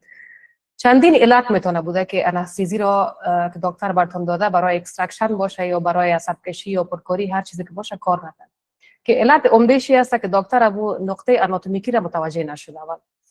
اگه مطمئن باشین که اون مشکل نداره و هر بار که رفتین یعنی به دندان دیگه تون کار کرده به این دندان فقط کار نکرده، امکانات از این وجود داره که دندان اطرافش التهاب بسیار زیاد بوده که دکتر وقتی همون فیلتر برتون میته اونجا کار نمیکنه. و دلیل دیگهش که ما اکثر اوقات نظر انداز میکنیم استرس یا انزایتی تون بوده. وقتی اگه استراب داشته باشین، استرس داشته باشین، ترس داشته باشین از همون پروسیجر که از اکستراکشن یا کشیدن دندانا، اکثر اشخاص هستن که بسیار زیاد سراز دارن، بسیار زیاد ترس داره. در هنگام حالت استرس یا ترس بعض هورمونا هست که اونا بسیار زیاد میشن که در اون حالت جریان خون در اون ساحه در اثر استرس و انزایتی بسیار زیاد میشه و انستیزی درست نمیتونه کار کنه، بسیار زود جذب شده میره و هر چی دکتر بیسی هم میته اونجا درست کار نمیته براتون. پس راه خوبش هست اگر التهاب باشه، اگر به دلیل التهاب باشه در یک ساحه دورتر باید براتون بیسی بده. اگر علتش استرس و انزایتی باشه کوشش کنید که اپاینتمنت که میته براتون از طرف صبح باشه، از طرف صبح مثلا ساعت 12 یا 11 از طرف های دیگر نباید باشه، چون وقت هر چقدر روز تاریک شده میره استرس یک کمک زیاد شده میره. اپاینتمنت ها از طرف صبح و دیگه راهکارهای چی هست که من خودم چیزی که میکنم میشه با مریض بسیار زیاد صحبت میکنم، با مریض تا که میتونم صحبت میکنم. وقتی فهمیدم که مریض استرسش فوق العاده پایین اومد بعد از اون فقط میرم سرش کارش رو میکنم. اکثر اوقات چی میشه که مشکل اصلا نه استرس است و نه در کدام التهاب چیز وجود داره، مشکل از خود انستزی است، یا دوز کم داده دکتر یا طوری که گفتم لندمارک چی را متوجه نشدم. من خودم هم چون نمی رقم چند مریضا داشتم که وقتی برشون بیسی میدادم برام میگفتن که در فلان کلینیک مثلا ما رفتیم دکتر هر چی بیسی میداد، سابق وقتی دندان خودم میکشیدم اصلا دندانم بیسی نمیگیره، حالا که شما دادین اصلا من نفهمیدم دیگه. اینی گپا است، فاکتور مختلف میتونه بوده. سوال دیگه تون که کردین که گفتیم که چند نوع انستزی وجود داره، چند نوع انفیلتری و چند نوع بلاک و به کدام دندان ها چند نوع. این یک مبحث بسیار طویل هست، بسیار زیاد کلان هست که ما یعنی یک لکچر را میتونم سرش آماده کنم. آماده هستم ان شاء الله، اگه زندگی بود در آینده یک تصمیم خود گرفتیم سرش و براتون این مبحث را مکمل به شکل کلی رای خود کردیم. یعنی در چند جمله توضیح این گپ بسیار زیاد مشکل است که ما بگیم چند نوع انستزی و دفع کلوی و چند نوع دفع سفلی وجود داره. عموما در فک علوی ما PSA، MSA، ASA انفیلتریشن داریم. در فک سفلی انواع مختلف مثل منتل نرو بلاک که خلاص همون انواعی که بسیار زیاد کاربرد داره. منتل نرو بلاک یا مثلا انسیسیو نرو بلاک انفیلتریشن در قسمت دندان قدمی و همچنان بلاک، یا ماندیبولار نرو بلاک که از طریق گاوگیتس یا اکینوزی بعضی اوقات داده میشه. دیگه ان شاء الله اگه زندگی بود در آینده رویش بحث خود کردیم. سوال سوم راجع به هیماتوما بود که در حالت هیماتوما آیا ما کار خود را استاپ بکنیم یا ادامه بدیم؟ سوال من جواب از شما است که هیماتوما وقتی گفتین هدفتون از کدام نوع هیماتوما است؟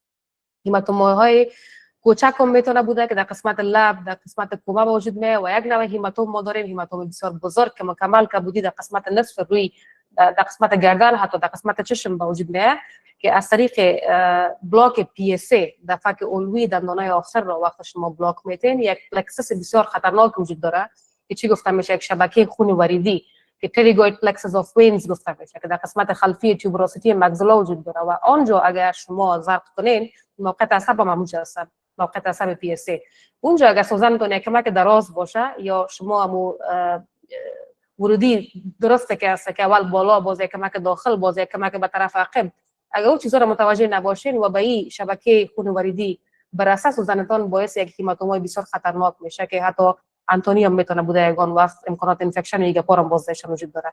اگر حالت مریض مایلد باشه، مودریت باشه، این هیماتوما آنقدر بسیار زیاد انتشار نکرده باشه، فقط محدود به جا دهن باشه، مریض میگن کولد کمپرس بکنه برای 24 ساعت اول، بعد از اون هات کمپرس و بالاخره با مرور زمان خودش خوب میشه، هیچ نیاز به کدام ادویه و ایگپام نیست. اگر بسیار زیاد باشه، سویر باشه، در اون حالت نیاز به آنتی بیوتیک هم میتونه بوده، نیاز به دوای دردام و مکمل باید تداویتونه در حالتی که PSA اسپیشن در انجکشن PSA یک هیماتوم فرد داده باشه در کل باید شما استاپ کنین. اما این هیماتوم اگر در جایگاه دیگه باشه مثل که گفتم لب، کومه که هیماتومای خرد است، در اون صورت با ضرور نیست که شما تداویتون استاپ کنین و میتونین بسیار به راحتی کارتون پیش برید. سوال چهارم، چی رقم میتونیم که انستزی رو در قسمت کام بدون درد بدیم؟ کام انستزیش بسیار زیاد دردناک هست، چرا که طبقه سب میوکوزا را ما نداریم در قسمت کام، طوری که در مخاطب بکل ما سب میوکوزا داریم که او یک تاثیرات کشنگ یا چی انجام میده و سپورتیو میباشه. در قسمت کام این سب میوکوزا اصلا وجود نداره. به همین دلیل در کام وقت ما سوزن را چی میکنیم داخل میکنیم، اپیتلیوم مستقیم در تماس با استخوان هست و فرد بسیار زیاد درد شدید میکنه.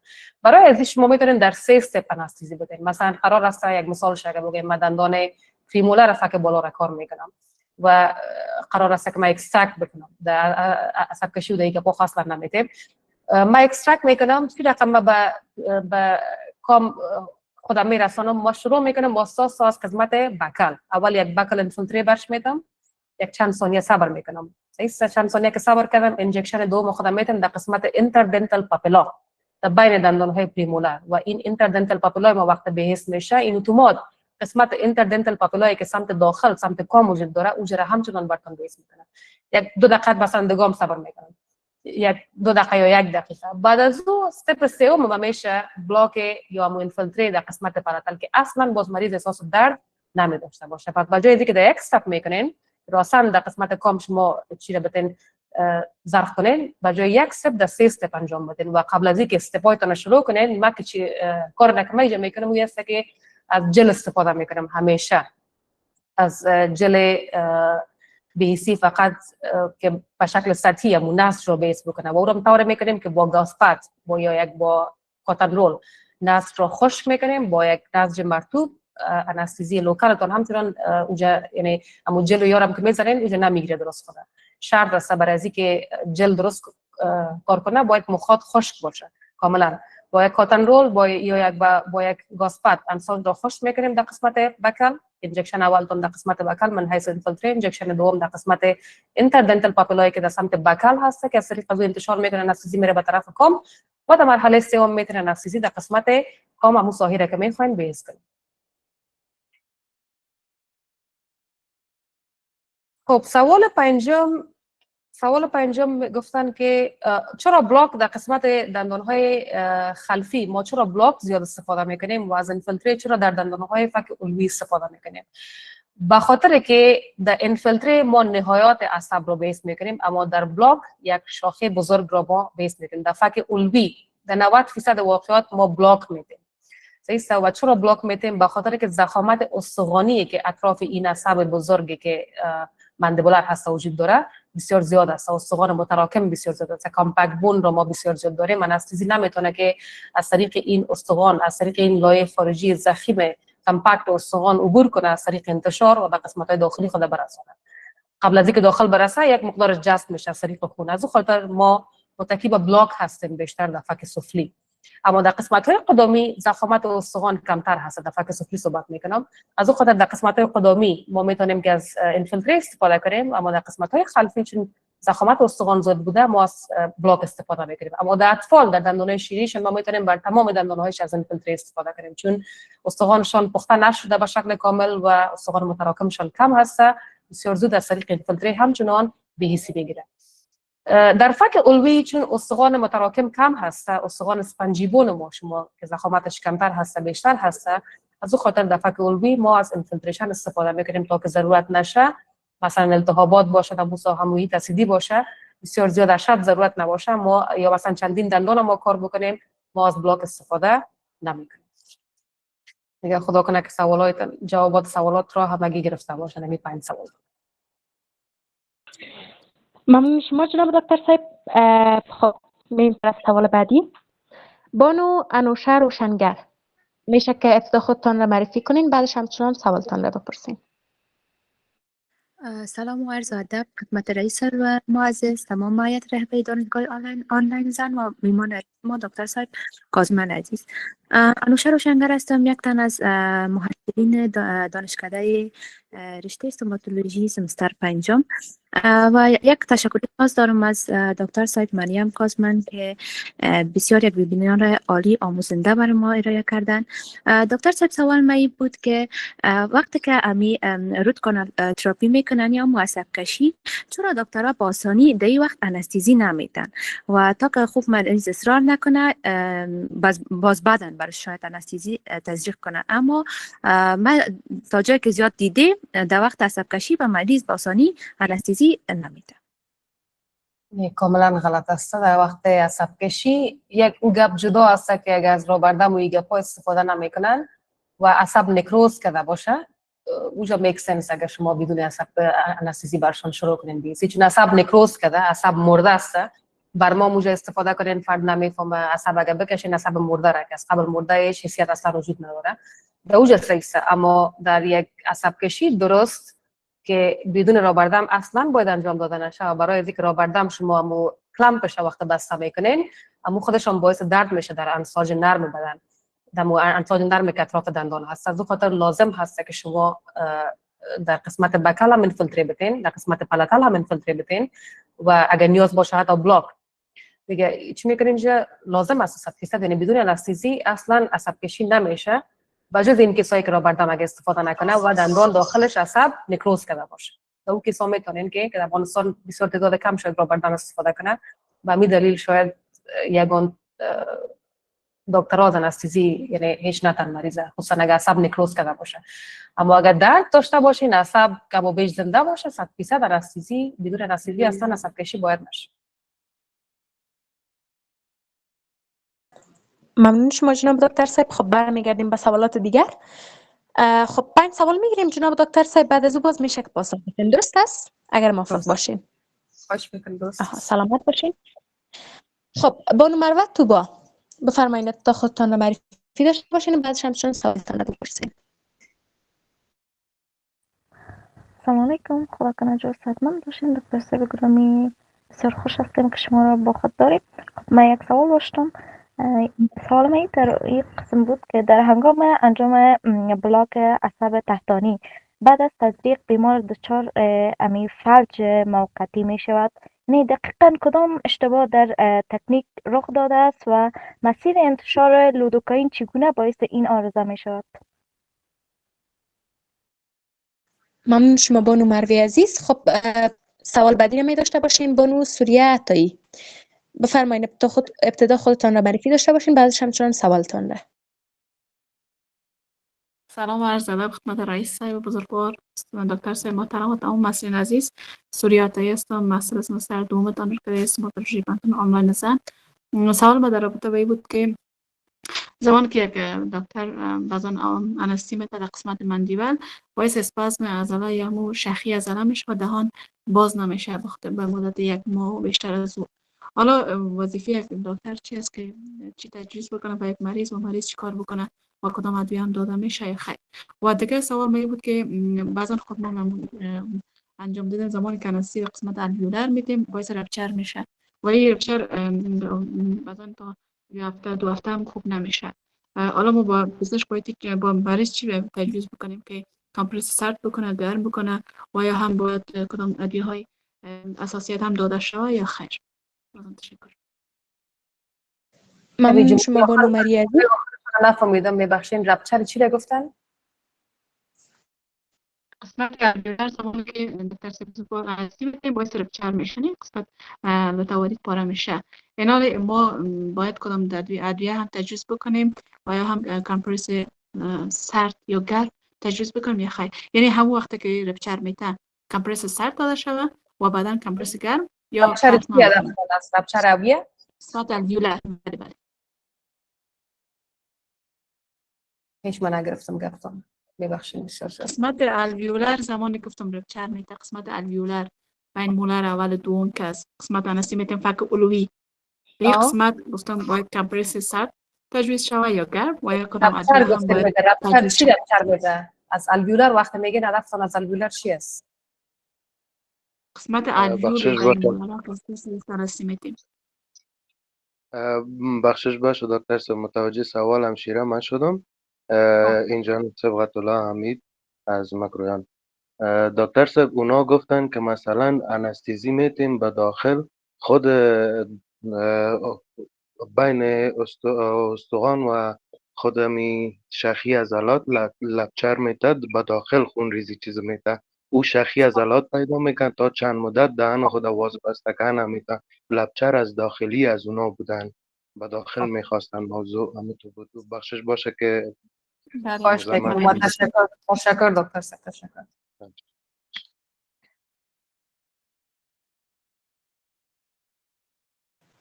جناب دکتر سوالش نگرفتین انشالله؟ بله. سوال دیگه؟ خیلی خب قبل از اینکه بریم طرف سوال بعدی خواهشاً قبل تا که اسمتان برده نشده مایکتان را نکنین تا که اخلال ایجاد نشه. خب سوال بعدی رو می داشته باشیم از آقای اسدالله اسکندری. میشه که ابتدا خودتان را معرفی کنین، بعدش هم چند سوالتان را بپرسین و خواهشاً سوالتان مرتبط با موضوع وبینار باشه. بفرمایید آقای اسکندری.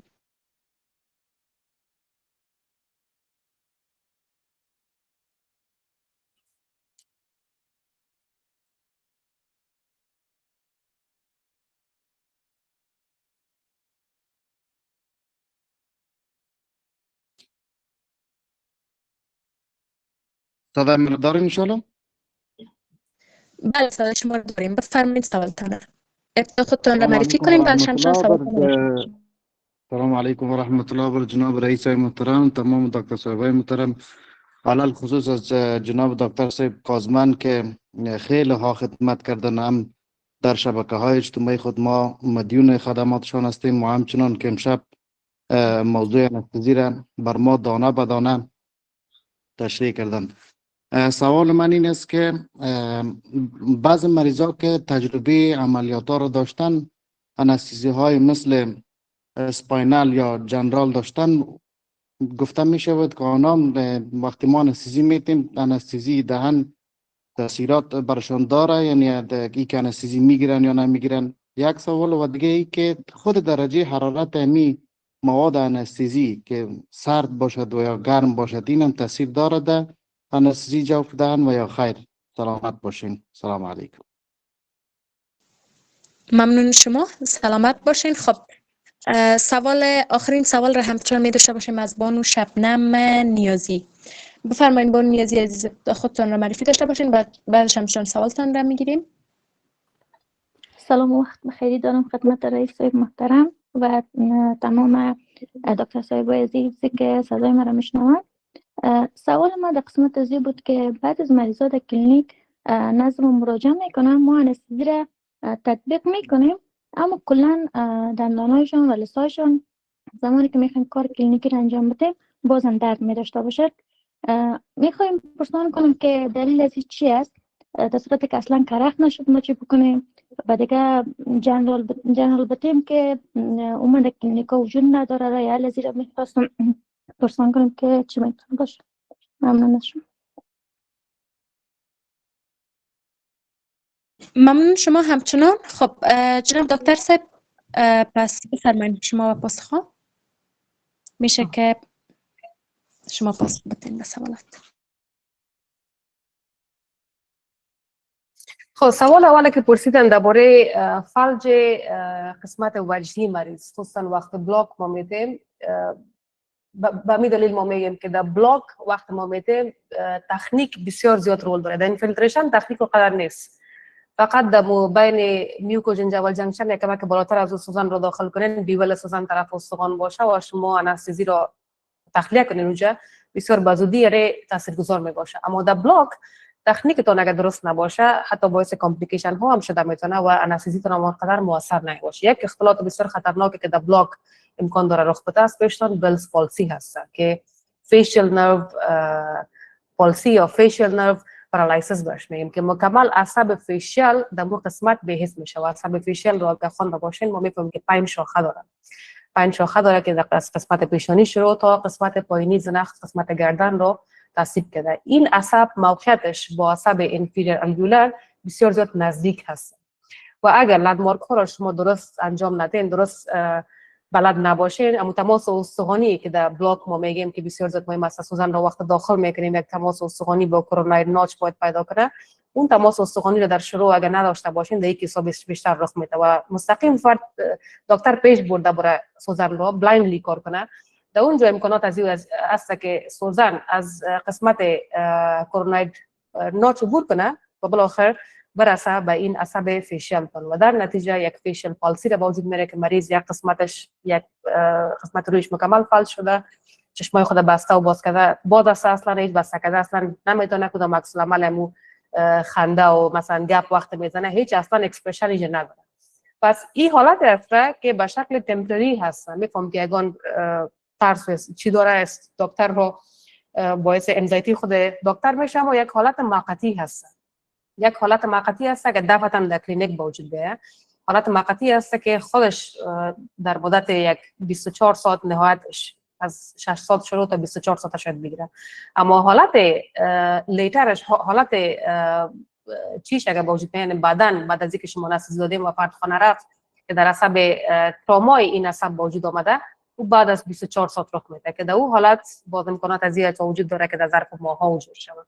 دیگه کوشش کنین احتیاط کنین به مو تکنیکتون بسیار مهم است. تکنیک لندمارک را بفهمین، مثلا کروناید پروسس خودش موقعیتش چی است، کروناید ناچ چی رقم است، دیگه بدون از او امیننس در کجا هست، سوزنتون در کجا باید بخوره، چقدر باید پیش بره، چقدر باید پیش نره، از کجا شروع کنین، در کجا اصلا داخل کنین.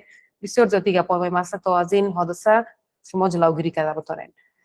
سوال دوم درباره کریسمس گفتن دکتر صاحب که کریسمس در بلاک وقت ما میدیم بعضی مریضا کریسمس میبینه. کریسمس به خاطر میبینه که شما خود مواد انستزی رو مستقیم در عضله میدین، مستقیم در عضله میدین و بعض اوقات مستقیم در شریان هم چنان میدین. یک اسپایریشن منفی که لازم بود رو انجام ندادین، یا مستقیم در شریان یا مستقیم باعث ترومای عضلی شدین که مستقیم در عضله شما دادین و اینجا باعث میشه که فرد عضله جونده که باعث بسته شدن جوف دهان میشه او را صدمه ببینه و فرد اصلا دهان خود را باعث دهان خود را اصلا باز نتونه کنه، چون عضله که باعث باز شدن بندبل میشه او داش میشه مشکل میبینه و میره رقم التهابی میشه. در این اشخاص شما میتونین از کمپرس هات برش بدین، همچنان میتونین برشون ساجق تجویز کنین، چون در چقدر دانشون بسته باشه هر چقدر حرکت نکنه اون قدر این حالتشون بدتر شده میره.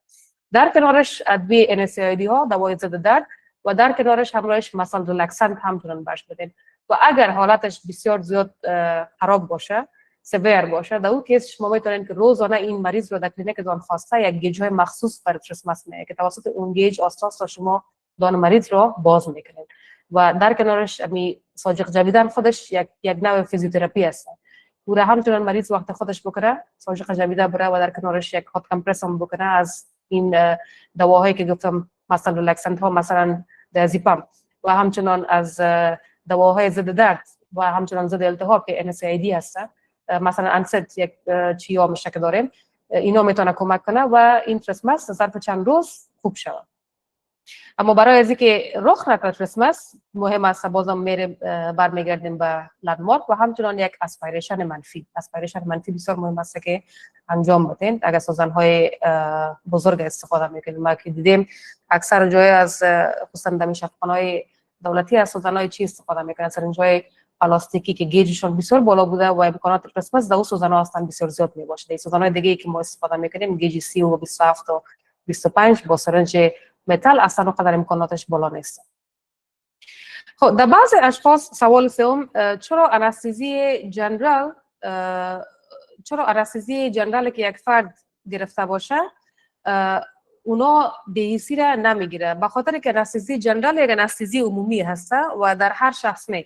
در بعض اشخاص سنسیتیویتی این سودیم چنل ها رو این جنرال انستزی بسیار زیاد پایین میاره، بسیار زیاد بالا میبره. یعنی با اون مقداری که یک فرد نورمال بی سی میگیره، یک فرد نورمال بی سی لوکال رو میگیره، این فرد که قبلا جنرال انستزی گرفته بوده چنل سودیم هایشون حساسیتش کم شده رفته، اونا زودتر نمیتونه این لوکال انستزی رو بگیره. پس یک فرد عادی که با یک کارترج دندانش بیس میشه با این فرد که قبلا جنرال انستزی گرفته باشه امکان داره نیاز به 2 کارترج یا به 3 کارترج باشه. پس این مشکل است که حساسیت پایین میاد. دیگه سوال دیگه که کردین گرم بودن و سرد بودن محلول خود انستزی آیا میتونه که تاثیرگذار باشه روی راحتی انستزی؟ 100% کوشش کنین همیشه انستزیتون رو وقت بر مریض میتین در روم تمپریچر باشه.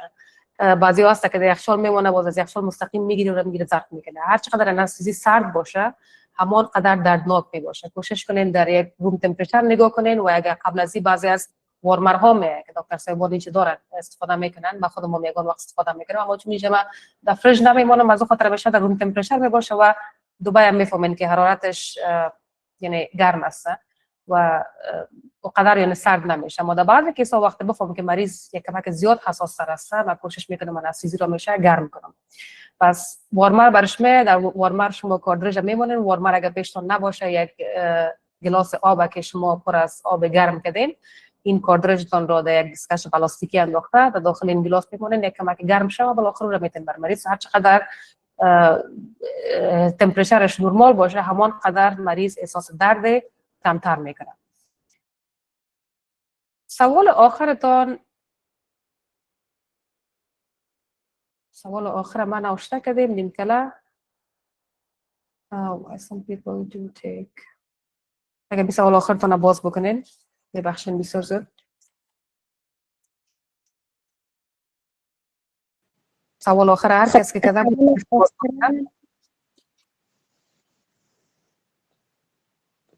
فکر کنم یکی از بانوای عزیز بود که سوال اخیر پرسیده بودن.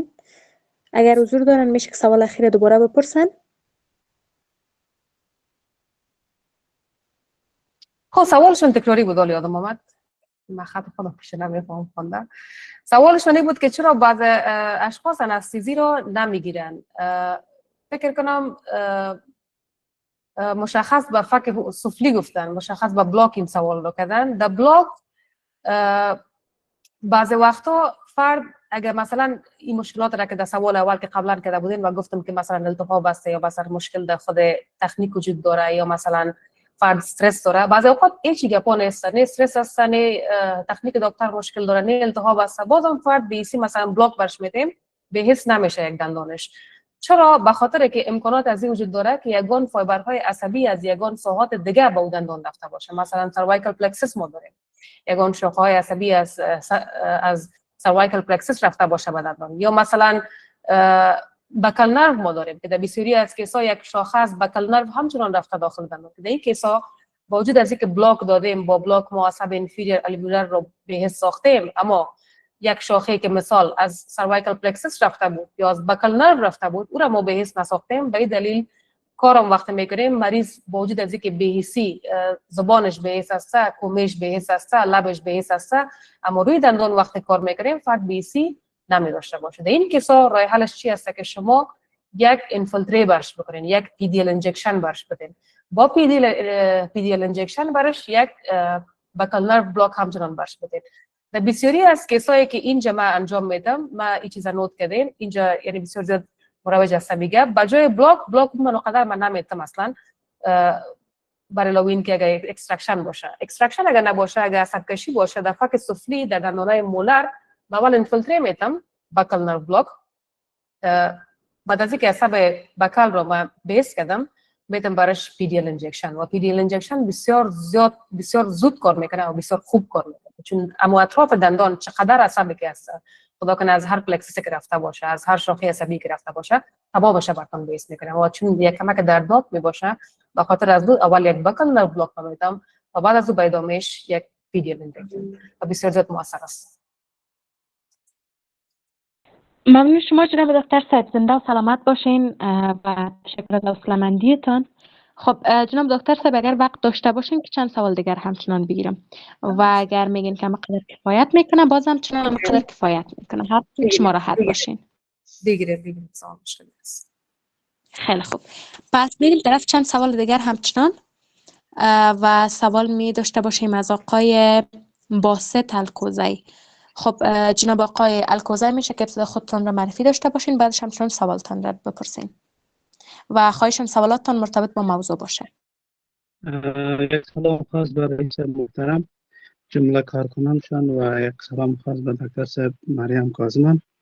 عبدالباسط الکوزی هستم، فارغ التحصیل 15 استوماتولوژی. سوال ما اینجا بود که مثلا یک مریض در مقابل گروپ انستزی یا گروپ اماید یا گروپ استر می باشه، سیاست داره، بدیل انتخاب از این مثلا مریض است که در مقابل دو گروپ انستزی سیاست داره، بدیل یعنی که انتخاب بکنیم به مریض کدام گروپ انستزی می باشه.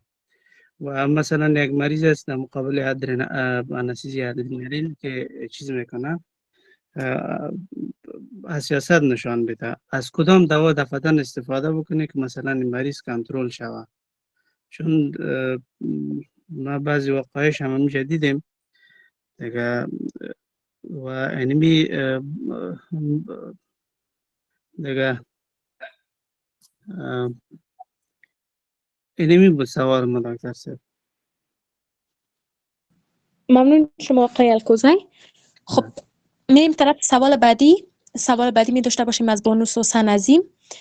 میشه خودتان را معرفی داشته باشین و بعدش همچنان سوالتان را می داشته باشیم.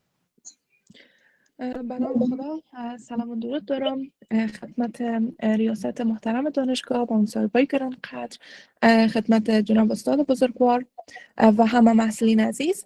سوسن عظیم هستم، مدیر امور محصلان دانشکده کامپیوتر ساینس و همچنان محصل سمستر دوم دانشکده استوماتولوژی. جناب استاد گرامی، ویبینار شما با موضوع اصول و کاربردهای انستزی دندان در درمان‌های دندان و همچنان دهان یکی از دقیق ترین و پربارترین جلسات علمی بود که تجربه کردیم و میتونم بگویم که تسلط شما بر موضوع توضیحات مرحله به مرحله تان ربط دادن نکات تیوری با پرکتیکل یا تجربه های علمی، دستبندی منظم موضوعات، شیوه بیان و همه موضوعات بسیار زیاد آموزنده و روشن کننده و الهام بخش بود بر تمام مسئولین، خصوصا بر خودم. خب ممنون، سپاسگزار زحماتتان هستیم قلبا. خب در ارتباط به موضوع تا جایی که خودم شخصا خواندیم، تفاوت و ضخامت و تراکم استخوان‌های فوقانی و تحتانی یکی از عوامل مهم در انتخاب نوع انستزی است، چون در فک فوقانی میتونیم بگوییم که استخوان نازکتر و اسفنجی‌تر بوده و معمولا انفیلتریشن نتیجه خوب میده، در حالی که در فک تحتانی به دلیل تراکم و ضخامت استخوان بیشتر به بلاک نیاز داره. خب حالا سوال این است که در کنار تفاوت تراکم استخوان کدام عوامل کلینیکی دیگه میتونه که در بین انتخاب امو انفیلتریشن و بلاک نقش اساسی داشته باشه و در چه شرایط تغییر نوع انستزی میتونه نتیجه بهتر و بی‌خطرتر را به دنبال داشته باشه؟ سوال مهمی بود و در پایان هم جناب استاد گرامی خواهش کوچک از شما دارم که در آینده میخوایم که باز هم بار ما ویبینار بیشتر داشته باشین و اگر ممکن باشه یک تایم درسی ما رو بگیرین و ما تا بتونیم بیشتر از شما از اندوخته هایتان بهره مند شویم. ممنون، سپاسگزارتان جناب استاد گرامی. سلامت باشید.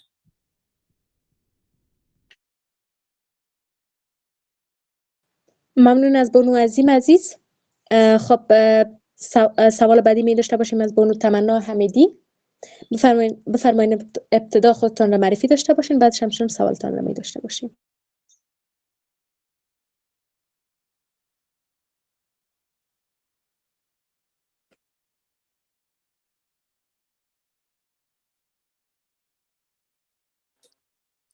سلام خدمت و دکتر مریم کاظمی عزیز. واقعا یک وبینار بسیار خوب بود. من میخواستم درباره زمینه انستزی، فرق بین انستزی موضعی و بلاک عصبی در چی است و کدامش نسبت به یک دیگه‌اش ترجیح بیشتر داده میشه؟ ممنون از بانو حمیدی عزیز بابت سوالشان. خب سوال بعدی را می داشته باشیم از آقای عتیق الله غنیزاده. بفرمایید آقای غنیزاده ابتدا خودتان را معرفی داشته باشین، بعد همچنان سوالتان را می داشته باشیم. در کلام من خوش سلام خدمت دکتر صاحب مریم و تمام دکتر صاحب استثنا رو حضور دارم. سوال ما در یکی تربش منبع هایی که اصلا تحریک میکرد که دکتر صاحب بیان کرد که به شکل برقی، به شکل حرارتی و به شکل مکانیکی و کیمیایی. آیا دیگه منبع هم هستی یا اصلا تحریک کنن؟ یک و دیگه در بخش ریزی که وقتی که یک دندان انتخاب میکنم ما اول انفیلتری میتیم، انفیلتری نتیجه نتا میریم به طرف بلاک و به این صورت اکثر قاطع که ما خود که متوجه شدیم نه انفیلتری نتیجه میتا و نه بلاک. راهکارهای دیگه ای که باعث کنی که ما بلاک ایجا انجام بدیم بیاید.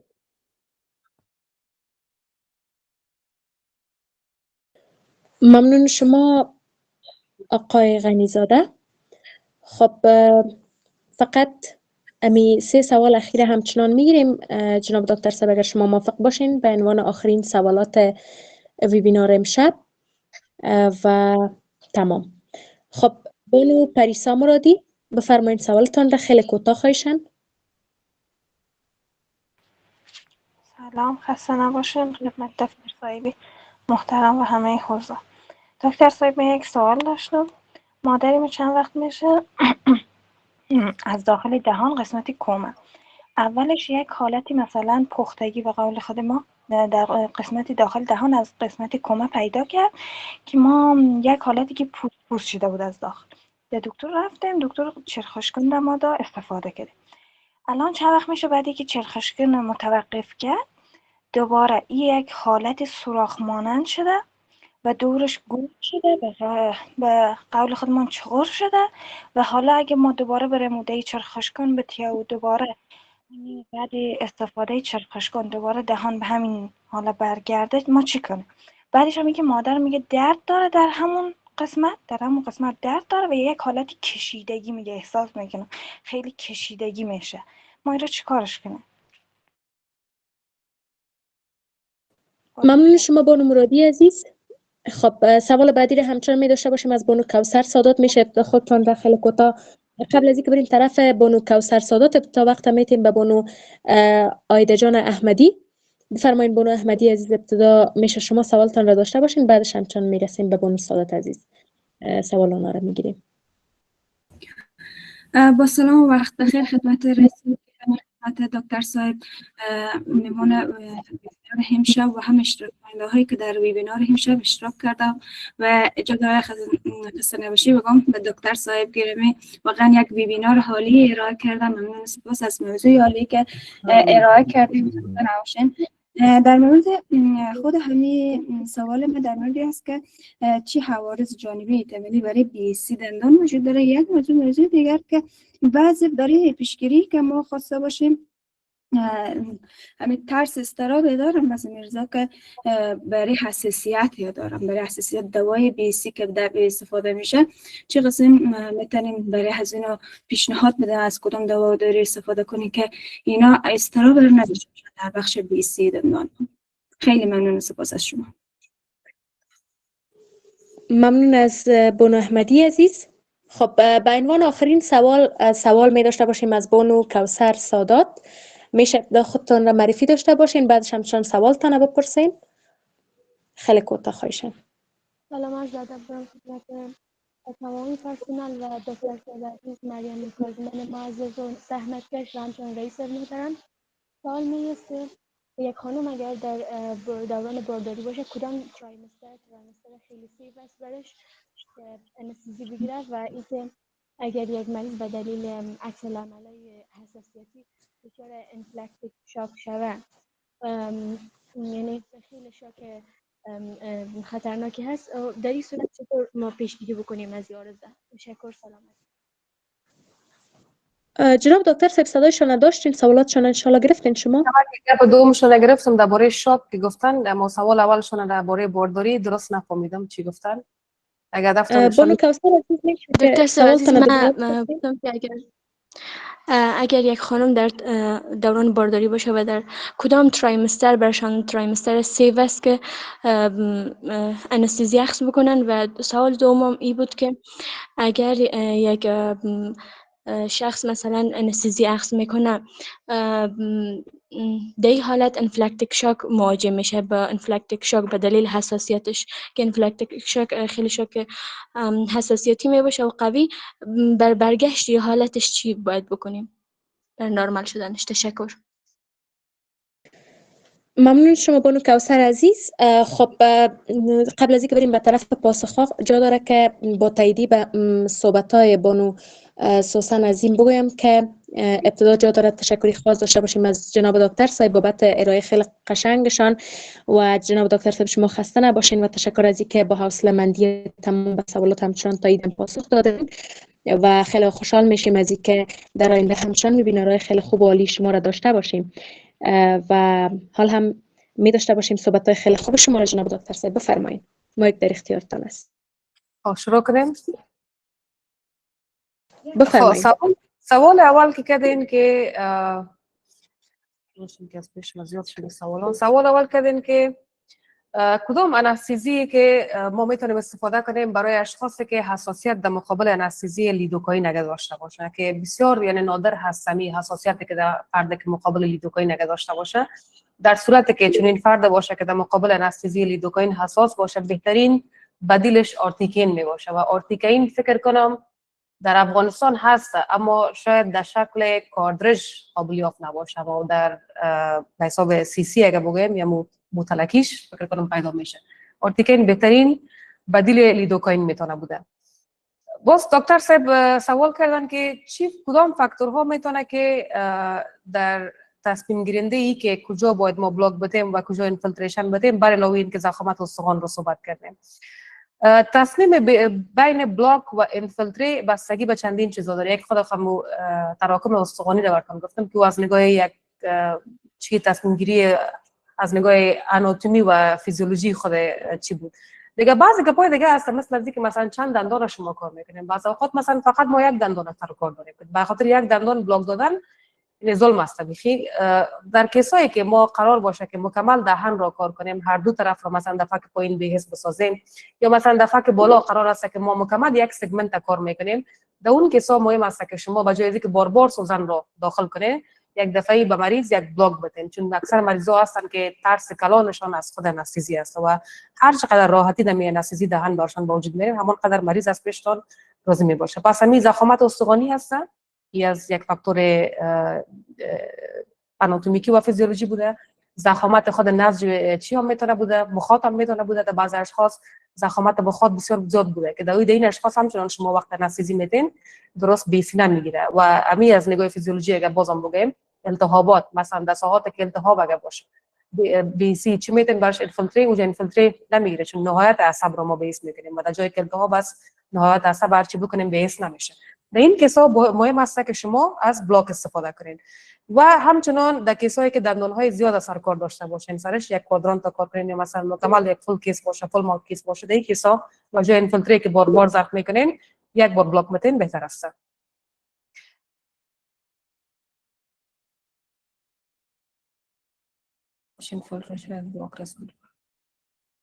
خب دکتر صاحب سوال سومتون این بود که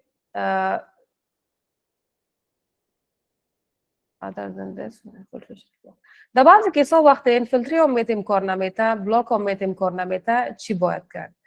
که اصلا من فکر میکنم امکان نداره که اینفیلتری هم کار نمیته و بلاک هم کار نمیته. من تا جایی که من میفهمم بلاک وقتی میگین اکثریتتون هدفتون از ماندیبولار نرو بلاک هست و اینجا من مثال دادم که اینفیلتری هم وقت اگه کار نداد این التهاب بوده، به دلیل التهاب اگه کار نداد، بلاک هم اگه کار نداد این طوری که گفتم یا التهاب بوده در ساحه در قسمت مولر دندان مولر آخر و یا هم کدام دلیل دیگه بوده در چی طور مشکل بوده، اینجا وقت اینفیلتریشن هم نتیجه نداد، بلاک هم نتیجه نداد که بسیار کیسای نادر هست، یعنی ما هم تجربه کردیم.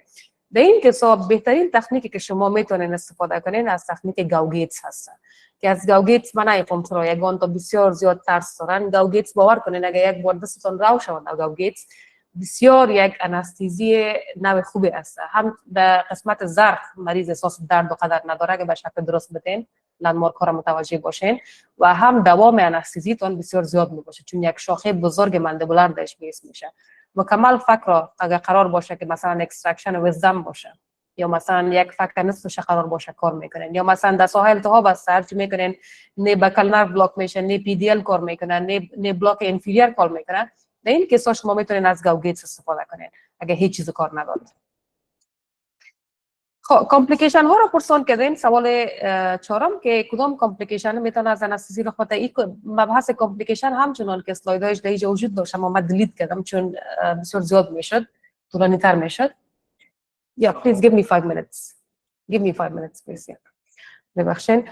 کامپلیکیشن های موضعی هست و کامپلیکیشن های سیستماتیک هست. که در کامپلیکیشن های موضعی کدام 10-12 تا کامپلیکیشن میه که یک چند تایش ما صحبت هم کردیم در می سوال جواب، مثلا هیماتوم بوده یا مثلا بلز پالسی بوده که فلج عصب واجهی بوده، همین رقم تروما هست، شکستن سوزن هست و همین رقم کامپلیکیشن های سیستماتیک که سوال بعدی هم مربوط به میشه. یکیش کامپلیکیشن سیستماتیکش یکیشی هست که مرتبط به دوز هست، دوز دیپندنت هست، دیگهش هست که ایندیپندنت اف د دوز هست.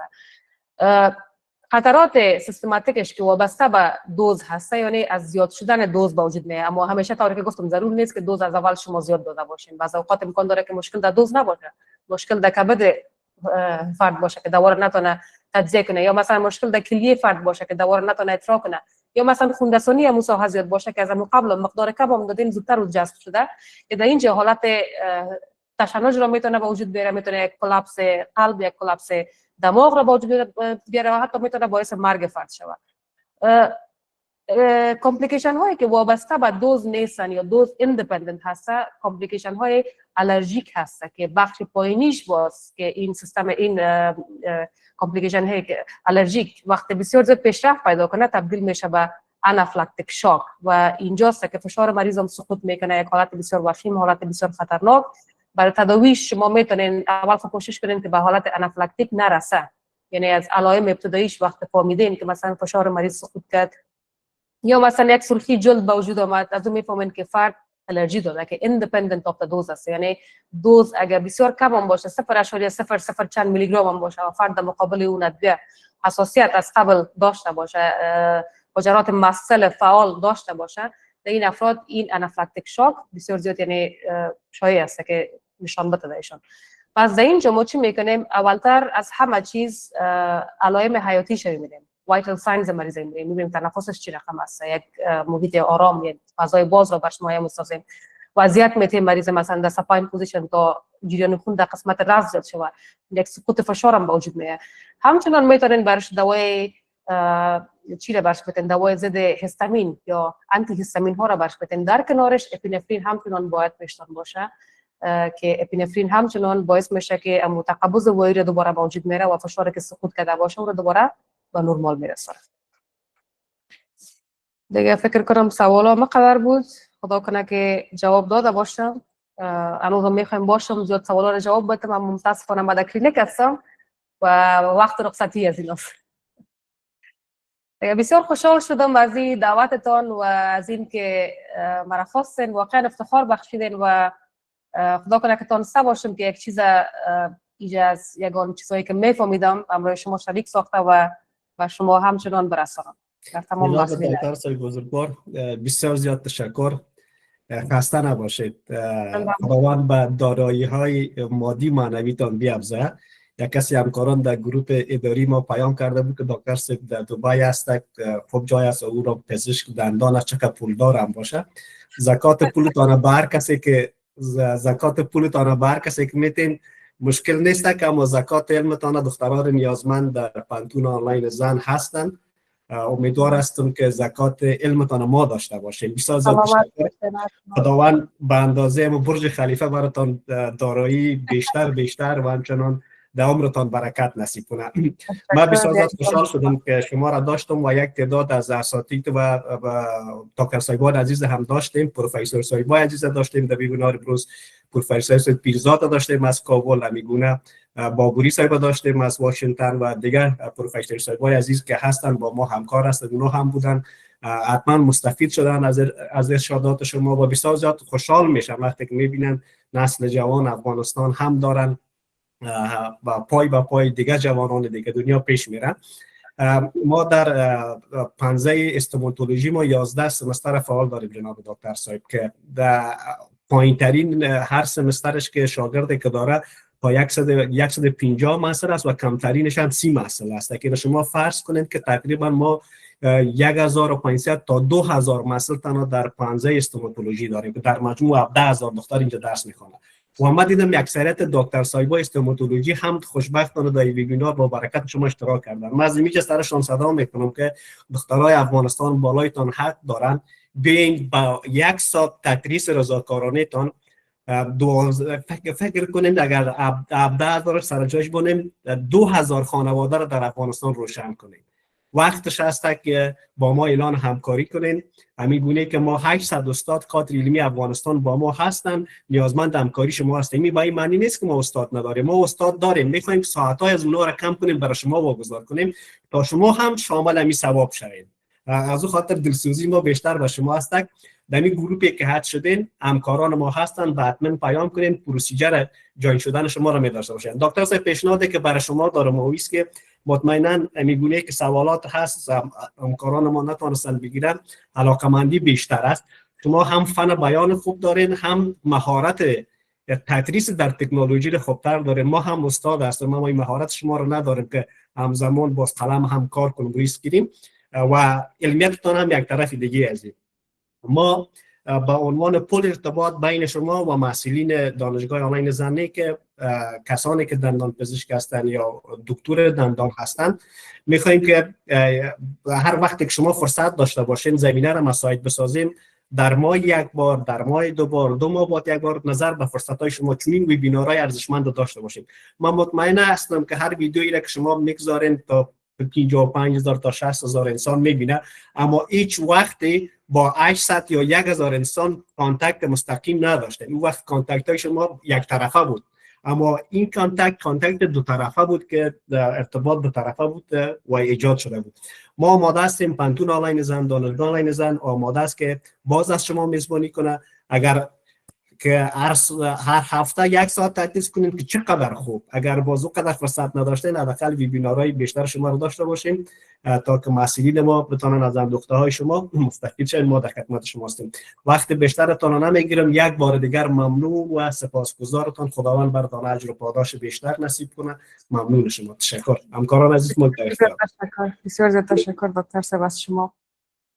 واقعا یعنی من کسی بودم که در افغانستان وقتی بودم صنف‌های آنلاین رو همچنان زیاد میدادم در این مضمون طبابت دندان، یعنی شروع تدریس از صنف‌های آنلاین شده بود، اما من طوری که گفتم از زوم استفاده میکردم و تا زیاد وقت ما ورکشاپ‌های حضوری و آنلاین با مسئولینی که خارج از کابل بودن به خاطر از اونها من دایر میکردم. اما اینجا دیر بعد، یعنی من وقت دبی آمدم مسئولین زیاد خواست داشتن که من کورس‌ها و ورکشاپ‌ها رو براشون دایر کنم، اما از دست مصروفیات زیاد نتونستم و این اشتراکی که اینجا کردم امروز در این وبینار را ارائه کردم همو یادای سابقه را کلش تازه کرد به یک حساب و بسیار خوشحال شدم که آمدم. ان شاء الله زندگی بود چرا نه 1000 دفعه در وبینارهای بعدی هم اشتراک کردیم یا هر کاری که از دستم خوش میشم بکنم.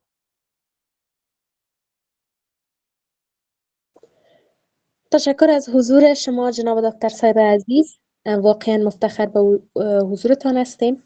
زنده و سلامت باشین و خسته نباشین.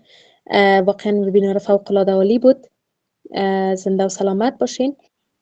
و در این قسمت همچنان جمع بندی می داشته باشیم و از جناب محترم بانو فرزانه صدیقی آمر صاحب دیپارتمنت استوماتولوژی خواهشمند هستیم تا وبینار امروزمان را جمع بندی کنند. جناب آمر صاحب مایک در اختیارتان است. جناب رئیس صاحب بفرمایید. همکاران عزیز، ما دیدیم سوال شده بود که درس‌ها باید ریکارد شود. ریکارد تمامی وبینارهای ما در یوتیوب هست. کمی لحظه هم ما رفتم دیدم تقریبا 200 نفر یوتیوب تنها داشت تماشا میکرد. تمام وبینارهای ما در یوتیوب هست و به شکل اسکرین ریکارد هم ما دارن، همکاران تکنیکی ما دارن. ان شاء الله همش مستند است. تشکر. بفرمایید. دقیقاً با تایید صحبت جناب رئیس صاحب، اما قسمه که میبینین تعداد خیلی زیاد در وبینار ما همچنان حضور داشتن و به مو ترتیب در یوتیوب همچنان به بالاترین بازدید کنندگان همچنان در یوتیوب پخش زنده همچنان وبینار ما بود و شما میتونین بعد از ختم وبینار در هر تایم که خواسته باشین در یوتیوب دانشگاه آنلاین زن برین و وبینار ما را همچنان ببینین. خب بانو صدیقی عزیز بفرمایید. بسم الله الرحمن الرحیم. رب اشرح لی صدری و یسر لی امری واحلل عقدة من لسانی یفقهوا قولی. با عرض سلام و درود خسته نباشید خدمت رئیس صاحب محترم عزیز و همچنین خدمت موالین عزیز، رؤسای عزیز، آمرین عزیز، محصلین عزیز، مدیر صاحبا، مهمانای عزیز و همچنین یک سلام پر از مهر و محبت و گرم خدمت دکتر صاحب محترم ما خانم مریم کاظمن. واقعا با من با حیث افتخار هست که امشب با میزبان همچون یک خانم خیلی با شخصیت، خیلی تحصیل کرده و همچنین یک کادر علمی بزرگ من میزبانشان هستم و من بسیار زیاد تشکر میکنم از حضور پرمهرشان و همچنین بابت ارائه همچنین یک وبینار عالی و علمی که واقعا یعنی چیزهای خیلی زیاد آموختیم و بر آموخته های ما بسیار زیاد افزوده شد و من بسیار زیاد تشکر میکنم و شما را خوش آمد میگم. من هم به نوبه خود البته ببخشید که به آخر هم شد و بسیار زیاد تشکر میکنم خانم مریم کاظمن، واقعا باعث افتخار بود برای من. خب من نمیخوایم که بسیار زیاد بپیچانم چون خانم محترم هم فکر کنم که وقت کار دارن و مسئولیت دارن، به خاطر میخوایم یک خلاصه بندی کلی کنیم. خب وبینار امروز گرچه که دکتر صاحب خیلی با وضاحت خیلی عالی و چنان بر ما توضیح دادن که اصلا هیچ نکته‌ای برای جای سوال کردن و چیزی نمونده بود و اگر سوال هم بود آنقدر عالی پاسخگو بودن و آنقدر عالی پاسخ دادن که حد و مرز نداره که واقعا باعث افتخار من هست. و همچنان که درباره انستزی بود، امروزه قسمی که دکتر صاحب محترم فرمودن که ترس مردم زیادتر از انستزی هست و امروز وقتی که ما در ویبینار بودیم بر علاوه که محصلین دانشکده استوماتولوژی بودن، محصلین دانشکده های دیگر هم اینجا حضور داشتن، همچنان مهمانای حضور داشتن که درباره انستزی فهمیدن انستزی چی هست و چی کار میکنن و چگونه ما باید اون انجام بدیم. یعنی زمانی که ما پیش یک دکتر دندان میریم، وقتی که میگه بر شما انستزی میتیم، یعنی باید یک شناخت از انستزی داشته باشیم که واقعا انستزی چی هست، با ما چی کار میکنه. و موضوعاتی که دکتر صاحب ارائه کردن خیلی عالی بود که از طریق انستزی بود، عکس العمل‌های انستزی بالای عصب بود، مواد انستزی بود که چگونه کار میکنه، دوز انستزی نظر بستیم که به کاهلا چقدر داده میشه و به اطفال چقدر داده میشه که بر شما نظر به وزن و همچنان نظر به سی و میلی گرم بر شما توضیح داد.